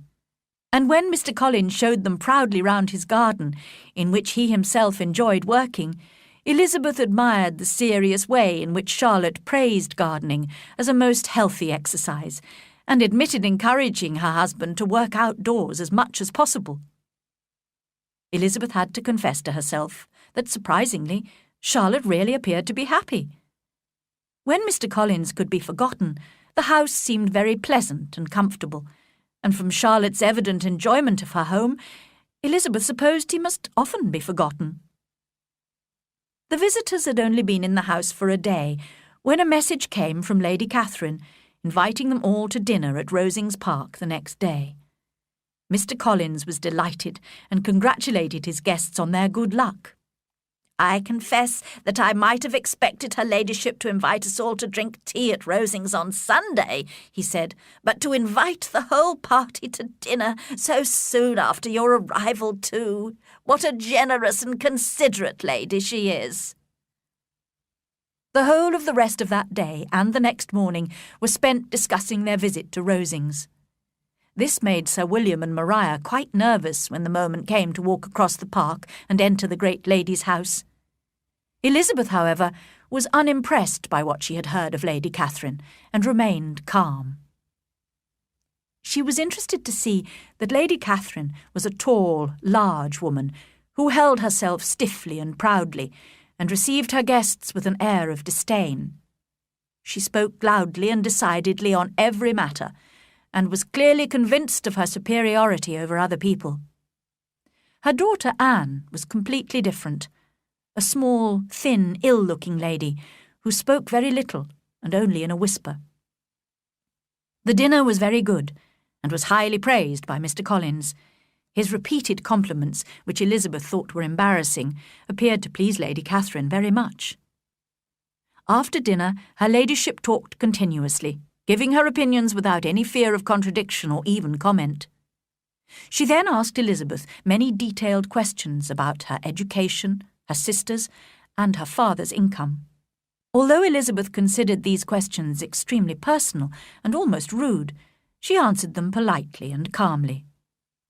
At the end of the long evening, the visitors were driven home in Lady Catherine's carriage, while Mr. Collins praised his patron for her elegance, intelligence, and hospitality. This visit was repeated twice a week, but there was little other entertainment in Hunsford. Elizabeth had pleasant conversations with Charlotte, or read books, or walked along a narrow path by Lady Catherine's park, which no one else seemed to use. It was a quiet life, but she was satisfied with it. However, 2 weeks after her arrival in Hunsford, she heard that some visitors were coming to stay at Rosings. Lady Catherine's nephew, Mr. Darcy, was expected soon, accompanied by his cousin, Colonel Fitzwilliam. The next day, the two gentlemen arrived, and came almost immediately to the rectory. Colonel Fitzwilliam was about 30, not handsome, but very gentlemanly, and he talked pleasantly to the ladies. But Mr. Darcy looked as cold and proud as ever, and after greeting Mrs. Collins, spoke only a few stiffly polite words to Elizabeth. She took the opportunity of asking him if he had by any chance seen Jane in London recently, and thought he looked a little confused when he answered that he had not had that pleasure. Soon after that, the two gentlemen returned to Rosings. Colonel Fitzwilliam's manners were very much admired by the ladies, who felt that he would add considerably to the enjoyment of their evenings at Rosings. But it was not until Easter Day that they received an invitation from Lady Catherine, and when they arrived in her sitting-room, it was clear that she was far more interested in her nephews than in her other guests. Colonel Fitzwilliam, however, seemed really glad to see them, and he came at once to sit beside Elizabeth. They talked so agreeably and amusingly together that Mr. Darcy turned his eyes towards them and looked curiously at them several times.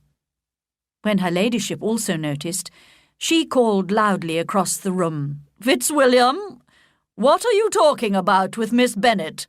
Let me hear what it is." "We're speaking of music, madam," he said, when no longer able to avoid a reply. "Of music? Then please speak to all of us. I must have my share in the conversation if you are speaking of music. There are few people in England, I suppose, who have more true enjoyment of music than myself, or a better natural taste. If I had ever learned to play, I would have been a great musician. But I often tell young ladies practice is very important. I have told Miss Bennet several times that she will never play really well unless she practices more, and she is very welcome to come to Rosings and practice on the piano in the servants' hall. She won't be in anyone's way there, I can promise her." Mr. Darcy looked a little ashamed of his aunt's insensitive words. Meanwhile, Colonel Fitzwilliam had persuaded Elizabeth to play some music, and she sat down at the piano. But when she had started playing, Mr. Darcy went to stand in front of the piano where he had a good view of her face. At the end of her first piece of music, Elizabeth said, smiling, "You intend to frighten me, Mr. Darcy, by coming to listen to me, but I'm obstinate and won't be frightened." "I don't think you really believe I intend to alarm you. And I've had the pleasure of knowing you long enough to be aware that you occasionally enjoy stating opinions which are not your own." Elizabeth laughed at this picture of herself, and said to Colonel Fitzwilliam, "Your cousin will teach you not to believe a word I say. Indeed, Mr. Darcy, it is very ungenerous of you to mention all my faults, and perhaps rather foolish too, because I may take my revenge, and tell things about you which your relations will be shocked to hear." "I am not afraid of you," said Darcy, smiling. "But let me hear your accusation," cried Colonel Fitzwilliam. "I'd like to hear how he behaves among strangers." "Well, prepare yourself for something very dreadful. The first time I ever saw him was at a ball in Hertfordshire. And at this ball, what do you think he did? He danced only 4 dances.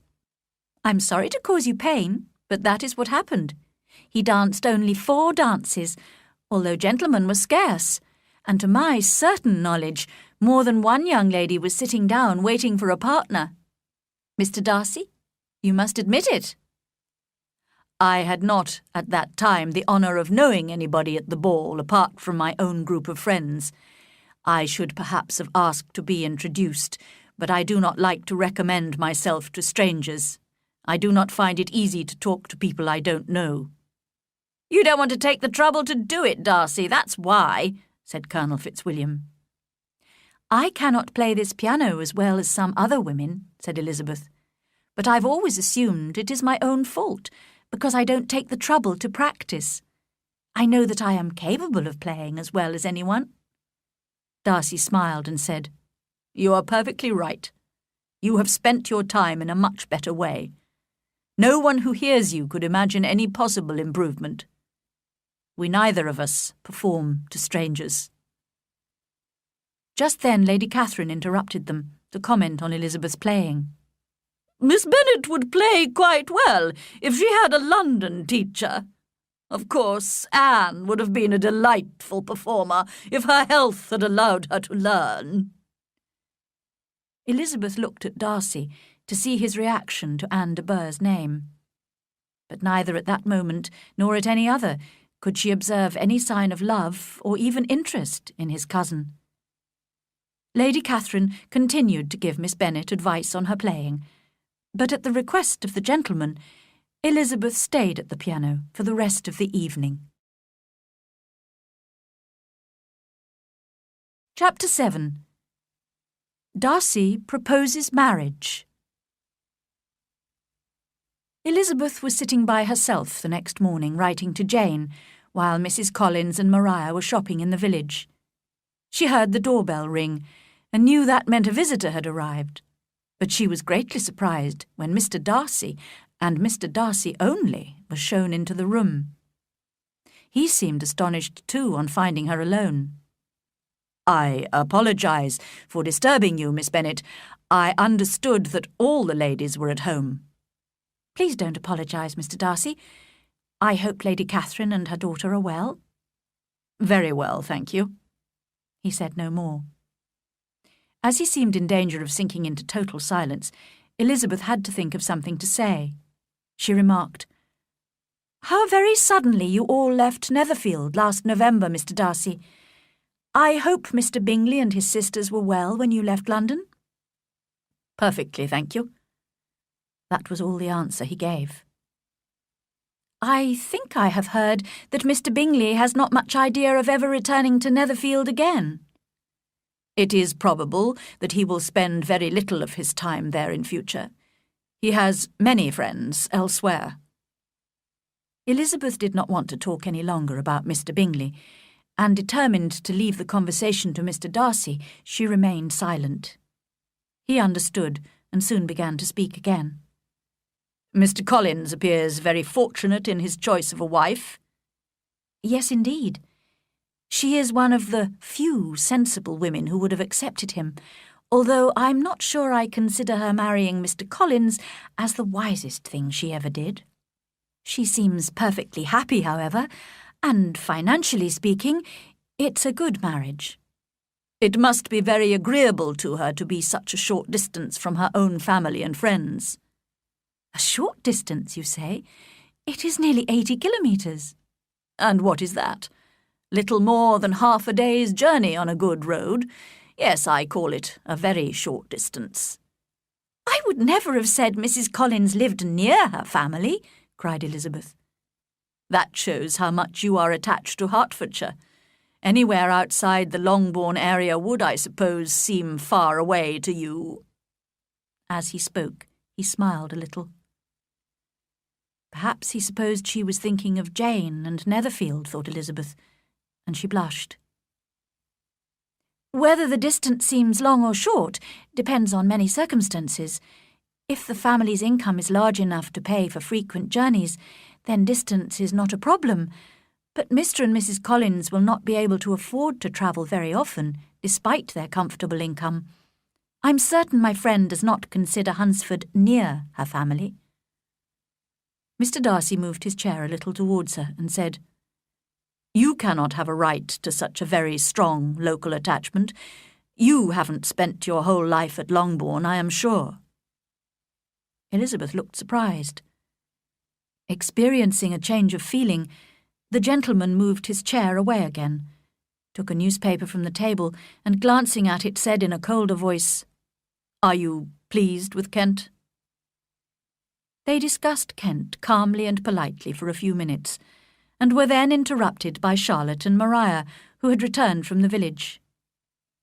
Mr. Darcy sat a little while longer without saying much to anybody, and then went away. What can be the meaning of this? Said Charlotte as soon as he had gone. My dear Lizzie, he must be in love with you, or he would never have visited us in this familiar way. But when Elizabeth described his silence, that did not seem likely, even to hopeful Charlotte, and they could only suppose that he had nothing better to do. In fact, from now on, both Mr. Darcy and Colonel Fitzwilliam called regularly at the rectory.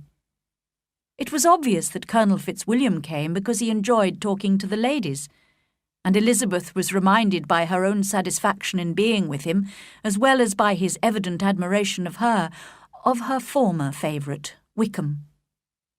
But it was more difficult to understand why Mr. Darcy came. He did not often speak, and seldom appeared interested in the conversation. Even Charlotte, who observed Mr. Darcy closely, was not sure whether he admired Elizabeth or not, and began to hope that perhaps her friend might marry Colonel Fitzwilliam instead.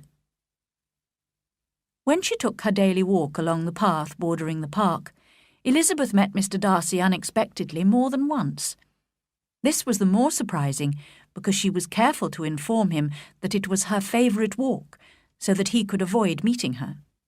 It was also strange that although he could just have greeted her and walked on, he always thought it necessary to turn back and walk with her. She could not quite understand him. But one day, as she was walking, she met Colonel Fitzwilliam, not Mr. Darcy, and greeted him with a smile. They walked back to the rectory together. "Are you leaving Kent this Sunday?" she asked. "Yes, if Darcy doesn't put it off again." "He is fortunate to be able to arrange things as he likes." "Well, we all want to do that," replied Colonel Fitzwilliam. "But he is used to doing what he likes because he is rich, and many others are poor. For example. I'm a younger son, you know, and won't inherit my father's fortune, so I shall never be rich or independent like Darcy." "Now, seriously, you cannot call yourself poor. When have you ever suffered because of lack of money?"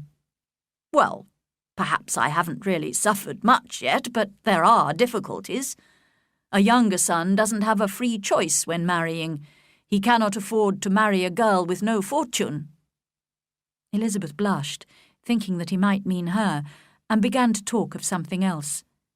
She asked him about Darcy's sister, and mentioned that the Bingley sisters liked her very much. "Bingley? Yes, I know them. Their brother is very pleasant. A great friend of Darcy's," answered Colonel Fitzwilliam. "Oh, yes. Mr. Darcy is extremely kind to Mr. Bingley and takes very good care of him," said Elizabeth dryly. "Yes, I believe Darcy does take care of Bingley. I'm thinking of a recent situation which Darcy was telling me about on the journey here. He was congratulating himself on having saved a friend from a most foolish marriage. Of course, I'm not sure the friend was Bingley, as Darcy didn't mention the name." "Did Mr. Darcy give you his reasons for interfering?" "I understood that there were some very strong objections to the lady." Elizabeth could not speak for a moment. When she was able to control her anger, she changed the conversation. As soon as they reached the rectory, she said goodbye to Colonel Fitzwilliam and went straight upstairs to her room. At last she could think without interruption about what he had told her. Bingley must have been the friend to whom Darcy was referring. She had always assumed that Darcy was involved in the plan to separate Jane and Bingley, but now it appeared that he, not Miss Bingley, was the main cause of all that Jane had suffered and still continued to suffer. The very strong objections to the lady probably consisted of having one uncle who was a country lawyer and another who was in business in London. There could be no possible objections to Jane herself, as she was intelligent, beautiful and charming. Nor could anyone object to Mr. Bennet as a father-in-law. When Elizabeth thought of her mother, she felt a little less confident. She was still convinced, however, that Mr. Darcy was interested in high-born connections rather than character or common sense. It was this, the worst kind of pride, which had destroyed for a while every hope of happiness for the most affectionate, generous heart in the world. Thinking about all this made Elizabeth so upset and unhappy that she soon had a headache. It grew so much worse in the evening, and she was so unwilling to see Mr. Darcy that she decided not to go to Rosings that evening with Mr. and Mrs. Collins. Instead, she stayed in the rectory sitting-room, rereading Jane's recent letters from London. She was saddened to discover that although Jane never complained or referred to the past, in almost every line there was a lack of cheerfulness which Elizabeth had not noticed the first time, and which now made her rather anxious. She was relieved to think that Darcy would be leaving Rosings in 2 days' time, and she herself would be with Jane in less than 2 weeks. Colonel Fitzwilliam would also be leaving with Darcy, but he had made it clear that he had no intention of proposing to her, so she did not intend to be unhappy about him. Just then she heard the doorbell, and wondered if it might be Colonel Fitzwilliam come to inquire about her health. But to her astonishment, she saw Mr. Darcy walk into the room. In a hurried manner, he began to ask how she was feeling. She answered him with cold politeness. He sat down for a few moments, and then, getting up, walked about the room. Elizabeth was surprised, but said nothing. After a silence of several minutes, he came towards her, with none of his usual calmness, and said, "In vain have I struggled. It is no good. I cannot conquer my feelings. You must allow me to tell you how warmly I admire and love you." Elizabeth stared, blushed, doubted, and was silent. He considered this sufficient encouragement, and confessed all that he felt and had felt for a long time for her. He expressed himself well, but it was not only of love that he spoke. He also talked of his pride, and his sense of her social inferiority, which had made him struggle against his feelings for so long. In spite of her dislike for him, Elizabeth appreciated what a compliment such a man's affection was, and was at first sorry for the pain he was about to receive. But soon, as she heard his references to her inferior position, she lost all pity and became very angry. She waited patiently, however, until he had finished. He ended by describing the strength of his love for her, which, in spite of all his attempts, he had been unable to conquer with arguments of reason and common sense. And finally, he asked for her hand in marriage. She could see that he had no doubt of a favourable answer, which only made her angrier. "I believe society considers it correct in cases like this," she replied, "to express grateful thanks. So if I could feel grateful, I would now thank you. But I cannot. I have never wanted your good opinion of me, and I cannot accept it. I am sorry to hurt anyone, but it has not been done deliberately, and I hope the pain will not last long. The pride, which you tell me, has long prevented the expression of your affection, can have little difficulty in conquering your feelings after this explanation." Mr. Darcy, whose eyes were fixed on her face, was both angry and surprised by her words. His face went pale, and he was clearly struggling to control himself. There was a dreadful pause, and then he spoke in a voice of forced calmness. "And this is all the reply I am to have the honour of expecting?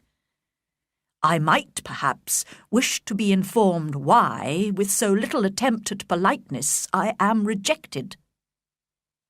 "I might as well ask why, with so evident a wish to offend and insult me, you chose to tell me that you loved me against your reason, and even against your character.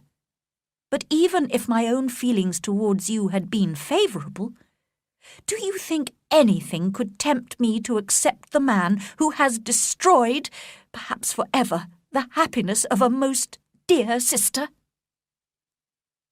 As she said this, Mr. Darcy changed colour, but he listened without trying to interrupt her as she continued. "I have every reason in the world to think badly of you. Can you deny that you were the cause of Jane's separation from Mr. Bingley, and of her unhappiness? Can you deny it?" "I have no wish to deny that I did everything I could to separate them, and that I am delighted with my success. Towards my friend I have been kinder than to myself." Elizabeth treated this last remark with disdain, but its meaning did not escape her. "But it is not only because of Jane that I dislike you. My opinion of you was decided long ago. I heard all about your character from Mr. Wickham. Now, what can you have to say on this matter? How can you defend yourself?" "You take an eager interest in that gentleman," said Darcy, less calmly than before. The colour was rising in his face. "Who can help feeling an interest in him when we hear of the unfortunate life he has had?" "Unfortunate!" repeated Darcy contemptuously. "Yes, unfortunate indeed." "And it was your fault," cried Elizabeth with energy. "You took away his chance of a comfortable income and a good position, which you knew had been intended for him. You have left him poor and dependent and disappointed. You have done all this, and you can still treat the mention of his name with contempt." "And this," cried Darcy, as he walked with quick steps across the room, "is your opinion of me. Thank you for explaining it so fully. But perhaps you might not have considered these offences of mine if your pride had not been hurt by my honest confession of my reasons for not proposing to you earlier. Perhaps I should have hidden my struggles and flattered you by pretending I had every reason to love you. but I hate disguise of any sort. Nor am I ashamed of my feelings of pride, which are very natural. Could you expect me to delight in the inferiority of your family compared to mine?" Elizabeth felt herself growing more angry every moment. "Mr. Darcy, you could not have made me the offer of your hand in any possible way that would have tempted me to accept it. The moment I first met you, I noticed your pride, your sense of superiority, and your selfish disdain for the feelings of others. Later events strengthened my dislike for you. You are the last man in the world whom I could ever be persuaded to marry." "You have said quite enough, madam. I perfectly understand your feelings. Forgive me for having taken up so much of your time, and accept my best wishes for your health and happiness." With these words, he hurried out of the room and the house. Elizabeth felt so weak that she sat down and cried for half an hour. She was so astonished to have received a proposal from Mr. Darcy. His affection for her must indeed have been strong to conquer all the objections he had to her family and position, objections which had made him prevent his friend marrying her sister. But his terrible pride, his shameless confession of what he had done to separate Jane and Bingley, and his cruelty towards Wickham, soon removed any pity she might have felt for him. Chapter 8. Elizabeth learns more about Darcy and Wickham. The next morning, Elizabeth had still not recovered from the surprise of Darcy's proposal to her. Feeling in need of exercise and fresh air, she decided to have a walk. In order to avoid meeting Mr. Darcy, she kept away from her favourite path, but could not resist walking a little way into Lady Catherine's park.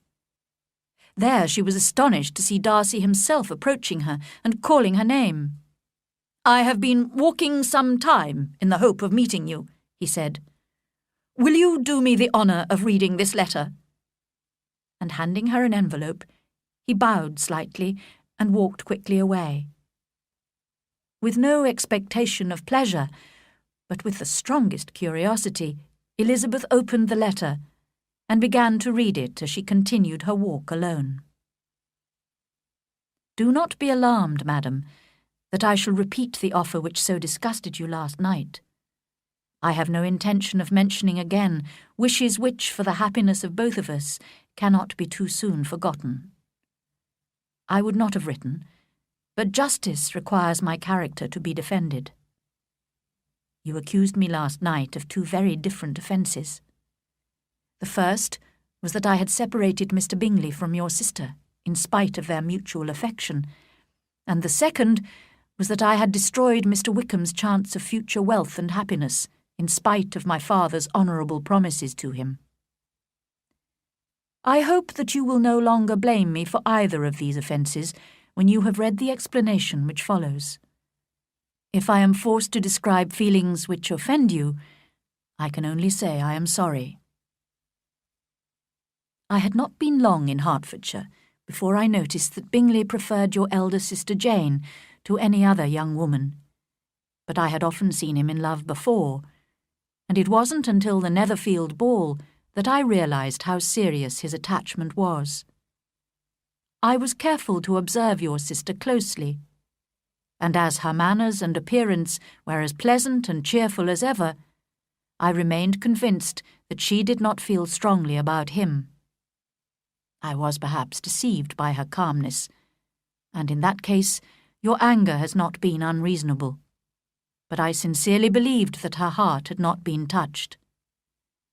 I objected to Bingley's possible marriage to her, not only for those reasons of social inferiority that I mentioned to you last night, but also for reasons which in my case I had tried to forget, but which I must state now. The behaviour that evening of your mother, your 3 younger sisters, and occasionally even your father, was so lacking in social correctness that I made up my mind to save my friend from what I considered would be a most unhappy marriage. If you are upset by my description of your family's faults, it may comfort you to consider that you and your elder sister have avoided any share of blame and deserve nothing but honourable praise for your behaviour. To continue, when I was in London, with the help of Bingley's sisters, who shared my opinion, I explained to him the disadvantages of marriage to your sister. This alone would not have been enough to prevent the marriage, if I had not also been able to convince him of your sister's indifference to him. Then it was easy to persuade him not to return to Hertfordshire. I do regret one thing, however. Miss Bingley and I both knew that your sister was in London, but we hid the fact from Bingley. In this, I consider, I was less than honest, but I have no other apology to offer. Your other, more serious accusation refers to Mr. Wickham. Here again I may cause you pain, only you can tell how much. In order to show you his real character, I must explain the whole of his connection with my family. His late father worked for mine for many years, helping to look after the Pemberley farms. His son, George Wickham, received much kindness from my father, who paid for him to go to school and to university. My father hoped the young man would enter the church. If he became a priest, I was to give him the post of rector in a village near Pemberley when it became vacant. But even before my father died, I had discovered Wickham's weakness of character and lack of morals. After my father's death, Wickham wrote to inform me that he did not intend to enter the church, and asked for an amount of money instead of the post of rector. I knew that with his character faults he ought not to become a priest, and I therefore agreed at once. The business was soon arranged. He resigned all claim to the church post and accepted £3,000 instead. I hoped that I would not see him or hear from him again. But 3 years later, he wrote again, this time to ask for the rector's post, informing me that his money had all gone and his situation was desperate. You will hardly blame me for refusing. Since then, he has doubtless been violent in accusing me of injustice to all who will listen to him. There is one more circumstance which I would like to forget myself, but which I must now mention. I rely on your keeping this confidential. A year ago, I sent my sister, who is 10 years younger than I am, on holiday to Ramsgate in Kent, in the care of a female companion. Unfortunately, there was an understanding between this woman and Mr. Wickham, who also went to Ramsgate. With her help and encouragement, he spent a great deal of time with Georgiana, and flattered her so much that she believed she was in love, and agreed to elope with him. She was only 15 at the time, and I am glad to say that she confessed everything to me immediately when I arrived unexpectedly in Ramsgate just before their planned elopement. Naturally, I dismissed the companion, and wrote to Wickham, who left the place at once. He was doubtless most interested in my sister's fortune, which is £30,000, but I cannot help supposing that he was also eager to revenge himself on me. I hope you will now clear me of all blame in this matter. If, madam, you doubt the truthfulness of my description of these circumstances, I suggest you speak to Colonel Fitzwilliam. As my cousin and close friend, he knows every detail of these events, and will be happy to support what I say. I will only add, may God be with you. Fitzwilliam Darcy. Elizabeth experienced a variety of emotions as she read the letter. She was astonished to discover that Darcy was capable of any sort of apology. It was with a strong prejudice against anything he might say that she began reading his explanation of what had happened at Netherfield, and at first she was too angry with him to treat him with justice. But when she went on to read his description of his relationship with Wickham, she hesitated. It was so very different from Wickham's story, which she would have preferred to believe. But after a few moments' thought, she realized that Darcy's statement was much more likely to be true.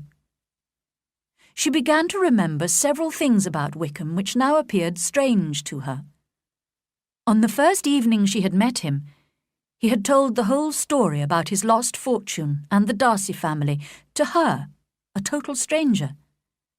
Then he had boasted of having no fear of Darcy, but had avoided the Netherfield ball the very next week. In addition, he had waited until the Bingleys and Darcy had left Netherfield before making his accusations public. She reminded herself that no one in Hertfordshire knew anything about Wickham's past, so it was quite possible that he lacked morals, as Darcy said. She had to admit that Darcy himself, though horribly proud, had always shown himself to be a gentleman. Finally, Darcy would certainly not have dared to refer her to Colonel Fitzwilliam if he were not certain that his cousin could prove these statements. She became absolutely ashamed of herself. "How badly I have behaved," she cried. "How prejudiced I have been! I, who have always been so proud of my ability to judge people. That pride has led me blindly into making a stupid mistake. Flattered by Wickham's interest and offended by Darcy's coolness, I have misjudged both of them. Till this moment, I never knew myself." She reread what Darcy had to say about Jane, and this time was forced to admit that Jane had displayed few outward signs of her feelings for Bingley. Charlotte had even commented on it. Then, when Elizabeth looked again at Darcy's comments on her family's behaviour, her sense of shame was very great, and she could not deny the justice of his words. Feeling more miserable than she had ever felt before, she slowly returned to the rectory, where she had difficulty in maintaining a cheerful appearance. Mr. Darcy and Colonel Fitzwilliam left Rosings the next day, and were sadly missed by their aunt, who now had so little entertainment that she invited the Collinses and their visitors several times that week. As Elizabeth only had a few days left before the end of her visit, she thought it fortunate that most of her time was occupied. When she had a moment to herself, it was a great relief to walk outside in the garden or the park, alone with her thoughts. She soon knew Mr. Darcy's letter by heart. Although she was still angry with him for the proud, overconfident way in which he had proposed, her anger turned against herself when she considered how unjustly she had criticised and accused him. She respected his character and felt pity for his disappointment, but did not for a moment regret her refusal, or have the slightest desire to see him ever again. She was saddened when she thought of her family. Her father enjoyed laughing at Kitty's and Lydia's foolishness so much that he never attempted to control his two youngest daughters, and her mother, whose own behaviour was far from correct, was completely unaware that anything was wrong. And poor Jane! It now appeared that Bingley's affection had been sincere, and Jane's disappointment had been indirectly caused by the behaviour of her own near relations. On Saturday morning, Elizabeth said good-bye to her friend Charlotte, feeling sorry to leave her with such a husband. But Charlotte, although regretting the departure of her visitors, appeared quite content with her domestic arrangements. Mr. Collins took care to say to Elizabeth before she left, "I do hope, my dear Miss Elizabeth, that you will be as happy in marriage as I am. My dear Charlotte and I have one mind and one way of thinking. We seem to be made for each other." "It is most fortunate when that is the case," was all that Elizabeth could safely reply. By midday she had arrived in London, where she had arranged to stay a few days at her aunt's house, There was, however, no opportunity to discuss Mr. Darcy's letter with Jane until they both reached Longbourn again at the end of the week. It was pleasant to be at home again, but Elizabeth was very conscious of her younger sister's silliness. They were full of the sad news they had just heard, that the regiment was leaving Meryton in 2 weeks' time and would be staying for the summer in Brighton, a holiday town on the south coast. Lydia and her mother were trying hard to persuade Mr. Bennet to take them to Brighton too for several months, as the summer would be so miserable in Hertfordshire without the officers. Fortunately, Elizabeth felt sure her father would not agree to this foolish idea. When she and Jane were alone, she told her sister about Darcy's proposal of marriage. Jane was astonished, but soon her sisterly feelings made her think it quite natural, and her kind heart felt pity for Darcy's disappointment. However, when she heard about George Wickham's wickedness, as explained in Darcy's letter, she was deeply shocked. After some discussion, the sisters decided not to tell anyone what they knew about Wickham, as he would soon be leaving Meryton in any case. Elizabeth felt greatly relieved by this conversation. She had got rid of 2 of her secrets, and was certain of a willing listener in Jane whenever she might wish to talk again of either. But she dared not tell the third, and explain to Jane how sincere Bingley's feelings for her had been. She could see that Jane was not happy, because of her continued warm affection for Bingley. However, there seemed little chance of Bingley marrying her now, and Elizabeth did not want to deepen Jane's feelings of regret for her lost happiness. Chapter 9. Elizabeth in Derbyshire. During the week before the regiment's departure, all the young ladies in the Meryton area became extremely depressed. Only the 2 elder Miss Bennets were still able to eat, drink, sleep, and lead a normal life. They were often scolded by Kitty and Lydia, who could not understand such hard-heartedness. "How shall we manage without the officers?" they cried miserably. "How can you smile like that, Lizzie?" Their affectionate mother shared all their sadness. "I remember when Colonel Miller's regiment went away 25 years ago," she said. "I thought my heart was broken." "I'm sure mine will be broken," said Lydia. "If we could only go to Brighton," said Mrs. Bennet. "I'm certain a little sea-bathing would be good for me." "Oh, yes, but Papa is so disagreeable about it." Elizabeth tried not to listen, but could not help seeing the justice of Darcy's objections to her family. But soon Lydia's bitterness changed to absolute delight when she received an invitation from Colonel Forster's wife to accompany her to Brighton with the regiment. Mrs. Forster was a very young woman, only recently married, and as cheerful and sociable as Lydia, with whom she had been friendly for 2 months. Poor Kitty was very upset at not being included in the invitation, but Lydia cared nothing for her sister's feelings. She ran wildly through the house, calling for everyone's congratulations and laughing and talking more loudly than ever. Elizabeth could not share her sister's happiness, and felt it was her duty to advise her father secretly to refuse permission for Lydia to go. But she could not convince him that Lydia would be in any real danger, and so all the arrangements were made for her sister's departure. Elizabeth thought her father was wrong, however, and was still worried about how Lydia would behave in an atmosphere of greater freedom and among the temptations of a fashionable seaside town like Brighton. Elizabeth had seen Mr. Wickham regularly since her return from Kent, at family parties and visits. She no longer thought him so agreeable. As the rich Miss King had left Meryton to stay with her uncle, Mr. Wickham appeared eager to transfer his affections back to Elizabeth.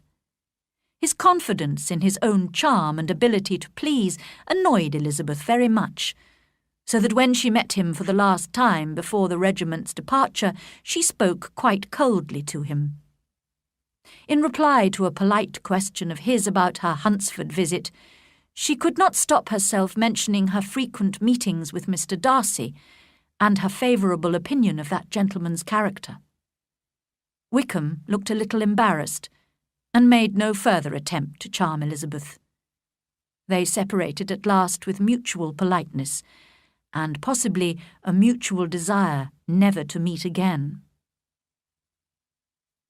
When Lydia left for Brighton, Elizabeth had to put up with Mrs. Bennet's and Kitty's constant complaints that Longbourn had become very dull.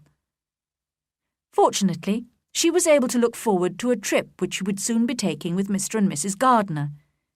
They had planned to visit the Lake District, but Mrs. Gardiner had recently written to say that as her husband's business made it necessary to shorten their holiday to 3 weeks, they would not have time to visit the whole of the Lake District comfortably.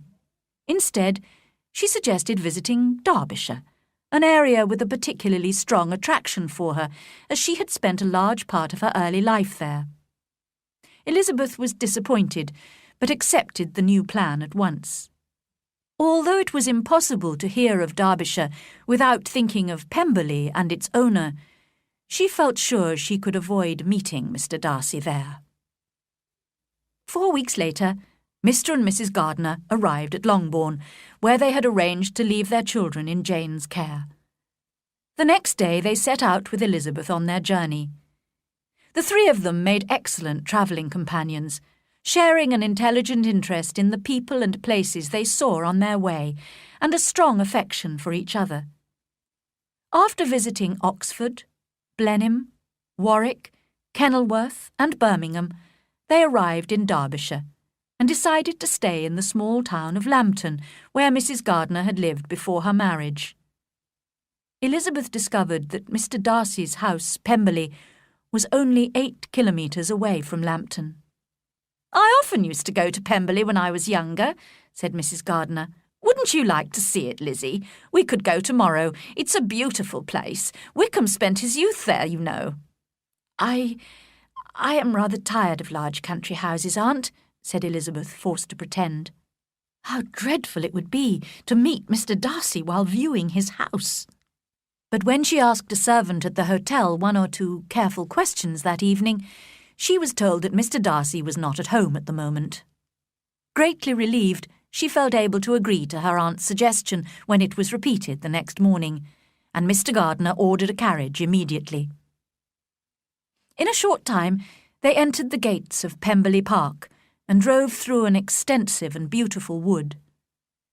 At the top of a hill, they had their first view of Pemberley House, situated on the other side of a valley, with a line of high wooded hills behind. The house was a large, handsome stone building, which appeared to fit naturally into the scenery. Mr. and Mrs. Gardiner were warm in their admiration, and Elizabeth was delighted. At that moment, she felt that to be mistress of Pemberley might be worthwhile. They drove up to the front door and asked to be allowed to visit the house. The Pemberley housekeeper, a respectable elderly woman, showed them round. All the rooms were of a good size and elegantly yet sensibly furnished. From every window there was an attractive view. Elizabeth began to admire the owner's taste in everything she saw. And I might have been mistress of this place, she thought. Instead of viewing these rooms as a stranger, I might be welcoming my uncle and aunt as visitors. But no, she suddenly remembered, that could never be. I wouldn't have been able to invite my uncle and aunt, or any other of my vulgar family connections. This was a lucky thought, which saved her from something like regret. She longed to inquire of the housekeeper whether her master were really absent, but luckily her uncle asked the question instead. It was quite alarming to hear that Mr. Darcy was expected to arrive the next day with a large group of friends. How glad Elizabeth was that their own journey had not been delayed a day.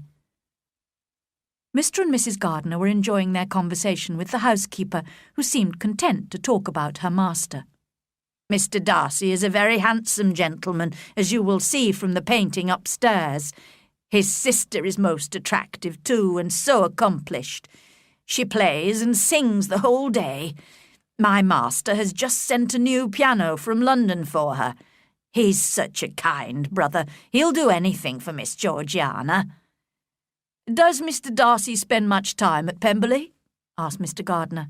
"Not as much as I'd like, sir." If your master married, he might spend more time here. Yes, sir, but I don't know when that'll be. I don't know who is good enough for him. Mr. and Mrs. Gardner smiled, and Elizabeth listened with increasing astonishment as the housekeeper continued. It's no more than the truth. Everybody who knows him says the same. He's never spoken a cross word to me, and I've known him since he was a baby. Some people call him proud, but I've never seen any of that. He's the best master that ever lived. Elizabeth almost stared at her. Can this be Mr. Darcy? She wondered. This was the most extraordinary praise for the man she had always thought so disagreeable and proud, especially with people he considered inferior to himself. She longed to hear more, but now the housekeeper was leading them upstairs. Soon Elizabeth found herself in front of the painting of Mr. Darcy. He was smiling at her, just as she remembered him smiling sometimes when he looked at her. She looked at the picture silently for several minutes before going downstairs with the others. At that moment, Elizabeth certainly felt more warmly towards Mr. Darcy than at any time since their first meeting. She was beginning to realise that she had underestimated his character. His housekeeper's opinion of him was totally favourable, and what praise is more valuable than the praise of an intelligent servant?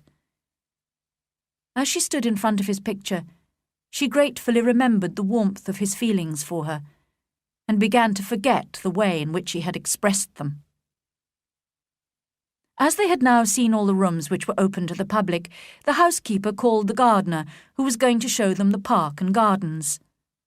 They were just walking away from the house when Elizabeth turned to have one last look, and saw the owner of Pemberley come suddenly forward from behind the house. They were within 20 metres of each other, and Elizabeth could not avoid his seeing her. Their eyes instantly met, and they both blushed.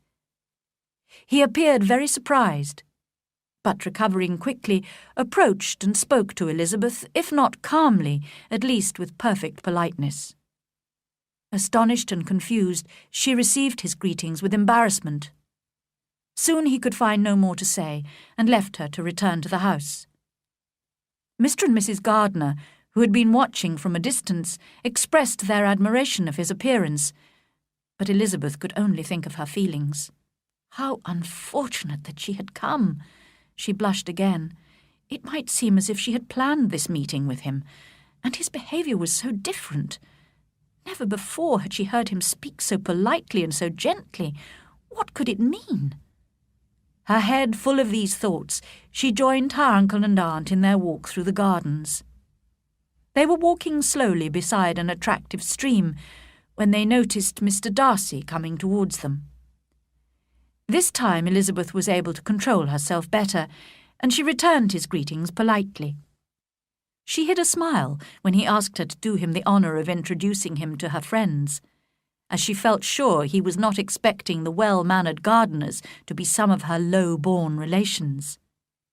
He certainly seemed surprised when she introduced her uncle and aunt, but took care to talk for some time to Mr. Gardner with every appearance of interest. Elizabeth was delighted that these relations at least could not be criticised for their poor behaviour or lack of intelligence. On their way back to the house, Mr. Darcy walked beside Elizabeth. There was a short silence before she spoke. "Your housekeeper informed us you would not arrive until tomorrow, so I had not expected to find you here." "It is true. I came early on business. The rest of the party will be here tomorrow. Among them are Mr. Bingley and his sisters, whom you know," he continued after a pause. "And there is one other person who particularly wishes to meet you. Will you allow me, or do I ask too much, to introduce my sister to you?" Surprised, but flattered by this great compliment, Elizabeth gave her permission. When they arrived at the house, Mr. Darcy offered them some refreshment, but they politely refused. Mr. Darcy helped the ladies into the carriage, and as it drove away from Pemberley, Elizabeth watched him walking slowly back towards the house. Mr. and Mrs. Gardiner were loud in their praise of him, but Elizabeth said very little. The very next morning, Mr. Darcy brought his sister to visit Elizabeth and the Gardiners at the hotel in Lambton. Mr. and Mrs. Gardiner were astonished by the honour they were receiving, but Elizabeth's obvious embarrassment and Darcy's haste in making the visit so immediately soon provided them with an explanation. They observed their niece and Darcy carefully during the visit, and could not doubt that the gentleman was in love, although they were not certain of the lady's feelings. Elizabeth was delighted to discover that Georgiana Darcy, far from being proud, as Wickham had said, was just very shy, with quiet, gentle manners.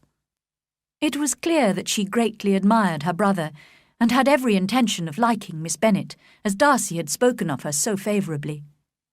Elizabeth was also satisfied to see that Bingley, who was with the Darcys, did not seem particularly interested in Georgiana, in spite of Caroline Bingley's wishes, and she had to admit that she had never seen Mr. Darcy behaving so sociably and pleasantly, not only to herself, but also to the relations to whom he had referred with such disdain during that last conversation in Hunsford Rectory.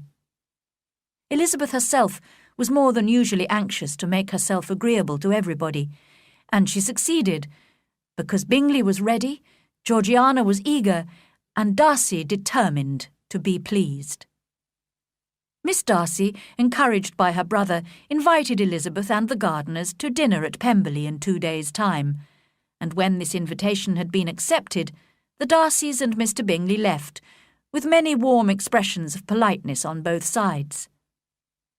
Mr. and Mrs. Gardiner were very curious about their niece's feelings for Mr. Darcy, but were careful not to question her. That evening, Elizabeth lay awake for 2 whole hours, trying to understand how she felt about him.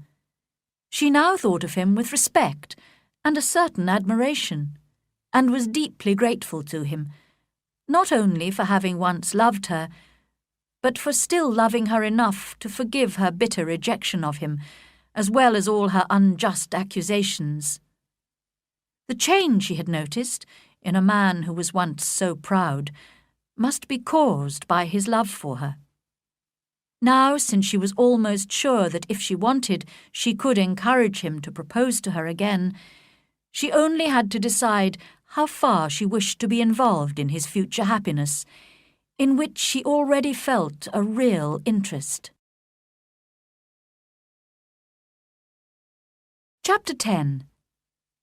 Lydia and Wickham. On the 3rd morning of her visit to Lambton, Elizabeth received 2 letters from Jane. The first had been badly addressed and sent elsewhere, then redirected. Her aunt and uncle were out walking, so she sat down to read them at once. The first had been written 5 days before, and started just as expected, with a description of Longbourn dinner parties and visits.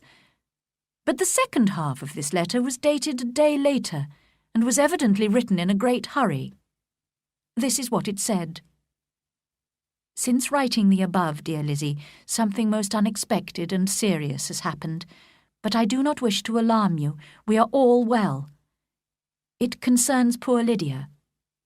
An express letter came at midnight last night, when we were all in bed, from Colonel Forster, to inform us that she had run away to Scotland with one of his officers, with Wickham, in fact. There, of course, she can marry without her parents' approval. Imagine our surprise. What a foolish marriage for both of them. But at least he is not interested in her money, as he must know my father can give her almost nothing.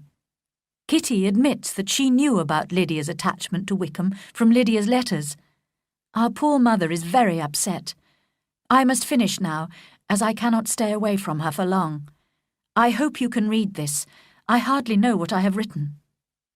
Without allowing herself time to think, Elizabeth opened the second letter, dated a day later, and read impatiently, "My dearest sister, I am so confused I cannot write properly. I have bad news for you. Foolish though a marriage between Mr. Wickham and our poor Lydia might be, we are now only too anxious to hear that it has taken place. There is reason to fear they have not gone to Scotland. Colonel Forster arrived here yesterday. He tells us that one of the officers, a close friend of Wickham, believes that Wickham never intended to go to Scotland or to marry Lydia at all. The Colonel followed the couple as far as London, but they have not been seen leaving the capital. Our anxiety, my dear Lizzie, is very great. My father and mother believe the worst, and the Colonel fears Wickham is not a man to be trusted. But I cannot believe him to be so wicked. And is Lydia so completely lacking in morals that she could live with a man without being married? Impossible. Now my poor mother is really ill. My father is angry, for perhaps the first time in his life, and Kitty is being scolded for keeping the attachment a secret. While I am glad, dearest Lizzie, that you have been spared some of the confusion and worry we have been experiencing, I cannot help begging you all to come home as soon as possible. My father is going to London with the Colonel to try to find Lydia. I think he is too upset to achieve results in the best and safest way, and my uncle's advice and help would be everything in the world. I rely on his goodness. Oh, where is my uncle? Cried Elizabeth, running to the door. But just as she reached it, Mr. Darcy came in. Her pale face and strange manner prevented him from speaking, and she, who could think of nothing except Lydia, said hurriedly, "Excuse me, but I must leave you. I must find Mr. Gardiner immediately. There is not a moment to lose." "Good God! What is the matter?" he cried. Then added, "Let me, or let the servant, go to find Mr. and Mrs. Gardiner.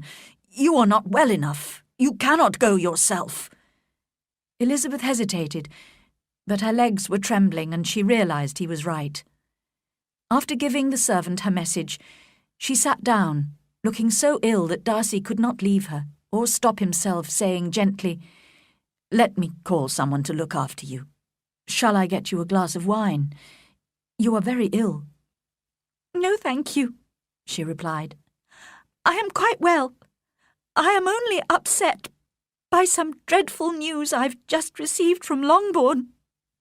She burst into tears, and for a few minutes could not speak another word. Darcy watched her miserably in sympathetic silence. At last she spoke again. "It cannot be hidden from anyone. My youngest sister has eloped with Mr. Wickham. You know him too well to doubt what will happen. She has no money, no connections, nothing that can tempt him to marry her. She is lost forever, and I could have prevented it. I knew how bad his character was. If only I had told my family what I knew about him. But it is all too late now." Darcy looked at her in astonishment. "I am shocked," he said, "and sad, very sad. What has been done to find her and bring her back?" "My father has gone to London, and I hope my uncle will go too. We shall leave Lambton, I hope, in half an hour. But I know very well that nothing can be done. How can such a man be persuaded? How can we even find them? I have not the smallest hope. It is horrible." Darcy made no answer. He was walking up and down with a serious, thoughtful expression on his face. Elizabeth soon observed and instantly understood it. She was losing her influence over him. This proof of moral weakness in her family was driving him away from her. Never before had she so honestly believed she could have loved him, as now, when mutual affection must be impossible. But she could not think for long of herself, when Lydia's situation was so desperate. Mr. Darcy left almost immediately, politely regretting that Elizabeth and her aunt and uncle would not, in the circumstances, be able to come to dinner at Pemberley that day, and again expressing his sympathy. When Mr. and Mrs. Gardiner entered the room, Elizabeth hurriedly explained everything to them, and was greatly relieved when they agreed to leave at once to return to Longbourn. Their packing was done at great speed, and soon they were in the carriage, driving south. "Lizzie, began Mrs. Gardner. "I cannot believe that Wickham's character is so bad that he would run away with Lydia and not marry her. Do you really think he is capable of that?" "My dear aunt, Jane and I both know that he has neither honesty nor honour. He has falsely accused Mr. Darcy and has lied wickedly about the whole Darcy family. You saw what a shy, gentle girl Miss Darcy is, but he had described her as proud, disagreeable, and disdainful." "But does Lydia know nothing of this?" "Oh, no, that is the worst of all. I didn't know the truth myself until my visit to Kent, and when I returned and told Jane, she and I decided not to make our knowledge public. Now I know that was a mistake. I never thought that Lydia could be in any danger from him." When they arrived at Longbourn, Elizabeth and her aunt were able to help Jane in looking after the children. They also attempted to calm Mrs. Bennet, who, however, refused to be calmed and blamed everyone except herself for the disaster. "If only I had been allowed to take the family to Brighton, this would not have happened. Poor dear Lydia had no one to take care of her. Why did those Forsters ever let her go out of their sight? I am sure they neglected her. Of course, I did not want her to go to Brighton, but nobody took any notice of me as usual. And now Mr. Bennet has gone to London, and I'm sure he'll fight Wickham, and then he'll be killed, and then the Collinses will turn us out of the house before he's cold in his grave." "Do not worry, sister," said Mr. Gardner kindly. "I'm going to London tomorrow to help my brother-in-law." "Oh, thank you, my dear brother," replied Mrs. Bennet. "Make sure you find Lydia and Wickham, and if they are not married yet, make them marry. And tell Lydia they mustn't wait for wedding clothes, but she shall have as much money as she wants to buy them after they are married. And keep Mr. Bennet from fighting. Tell him what a dreadful state I am in, so ill that I can get no rest by night or by day. And tell Lydia not to buy any clothes until she's seen me, because she doesn't know the best shops. Oh, brother, how kind you are! I hope you will manage everything." The next day, Mr. Gardner travelled to London as he had promised. Now began a painful period of waiting for those left at Longbourn. They became even more anxious as news came from Meryton of Wickham's lies, debts, and secret attachments to most of the servant girls in the town. Everybody declared that he was the wickedest young man in the world, and protested that they had always distrusted his great charm and appearance of goodness. Although Elizabeth did not believe half of these stories, she believed enough to feel sure that her sister's reputation was already lost, and even Jane almost despaired of receiving good news. In a few days' time, they were relieved to receive a letter from Mr. Gardner, but unfortunately it only informed them that Wickham and Lydia had not yet been found. Apparently, Wickham had left gambling debts of over £1,000 behind him in Brighton. Mr. Bennet was returning home the following day, leaving his brother-in-law in London to continue the search. When she heard this, Mrs. Bennet did not show as much satisfaction as her children expected, considering the anxiety she had previously expressed for her husband's safety. "What? Is he coming home without poor Lydia?" she cried. "And who will fight Wickham and make him marry her?" Mrs. Gardner took the opportunity of Mr. Bennet's return to go back to London herself with her children.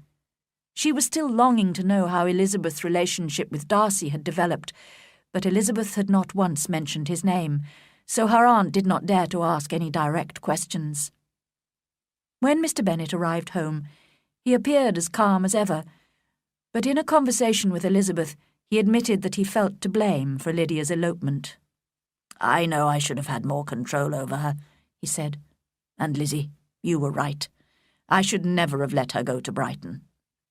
Kitty, who was listening, said, Papa, if I ever went to Brighton, I'd behave much better than Lydia has done. You go to Brighton? Cried her father. I would not trust you within 20 kilometres of the place for £50. No, Kitty, I have at last learned to be cautious, and you will feel the effects of it.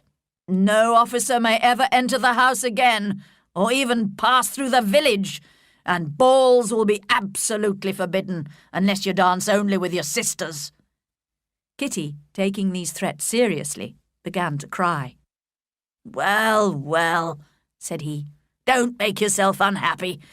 If you are a good girl for the next 10 years, I'll take you to the theatre at the end of that time.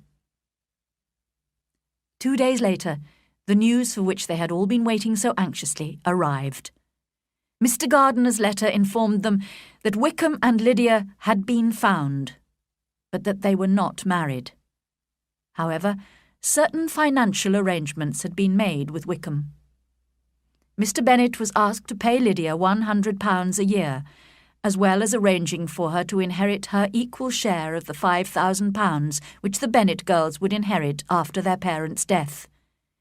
If these reasonable conditions were agreed, Wickham had promised to marry Lydia.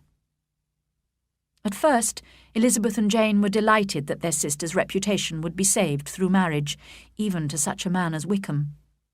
But then their father explained that Wickham would never have agreed to marry Lydia unless he had been paid a considerable amount of money immediately.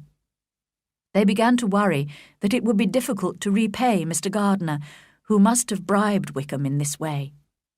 Mrs. Bennet, however, had no such worries. He is her own uncle after all, she cried happily. Why shouldn't he pay?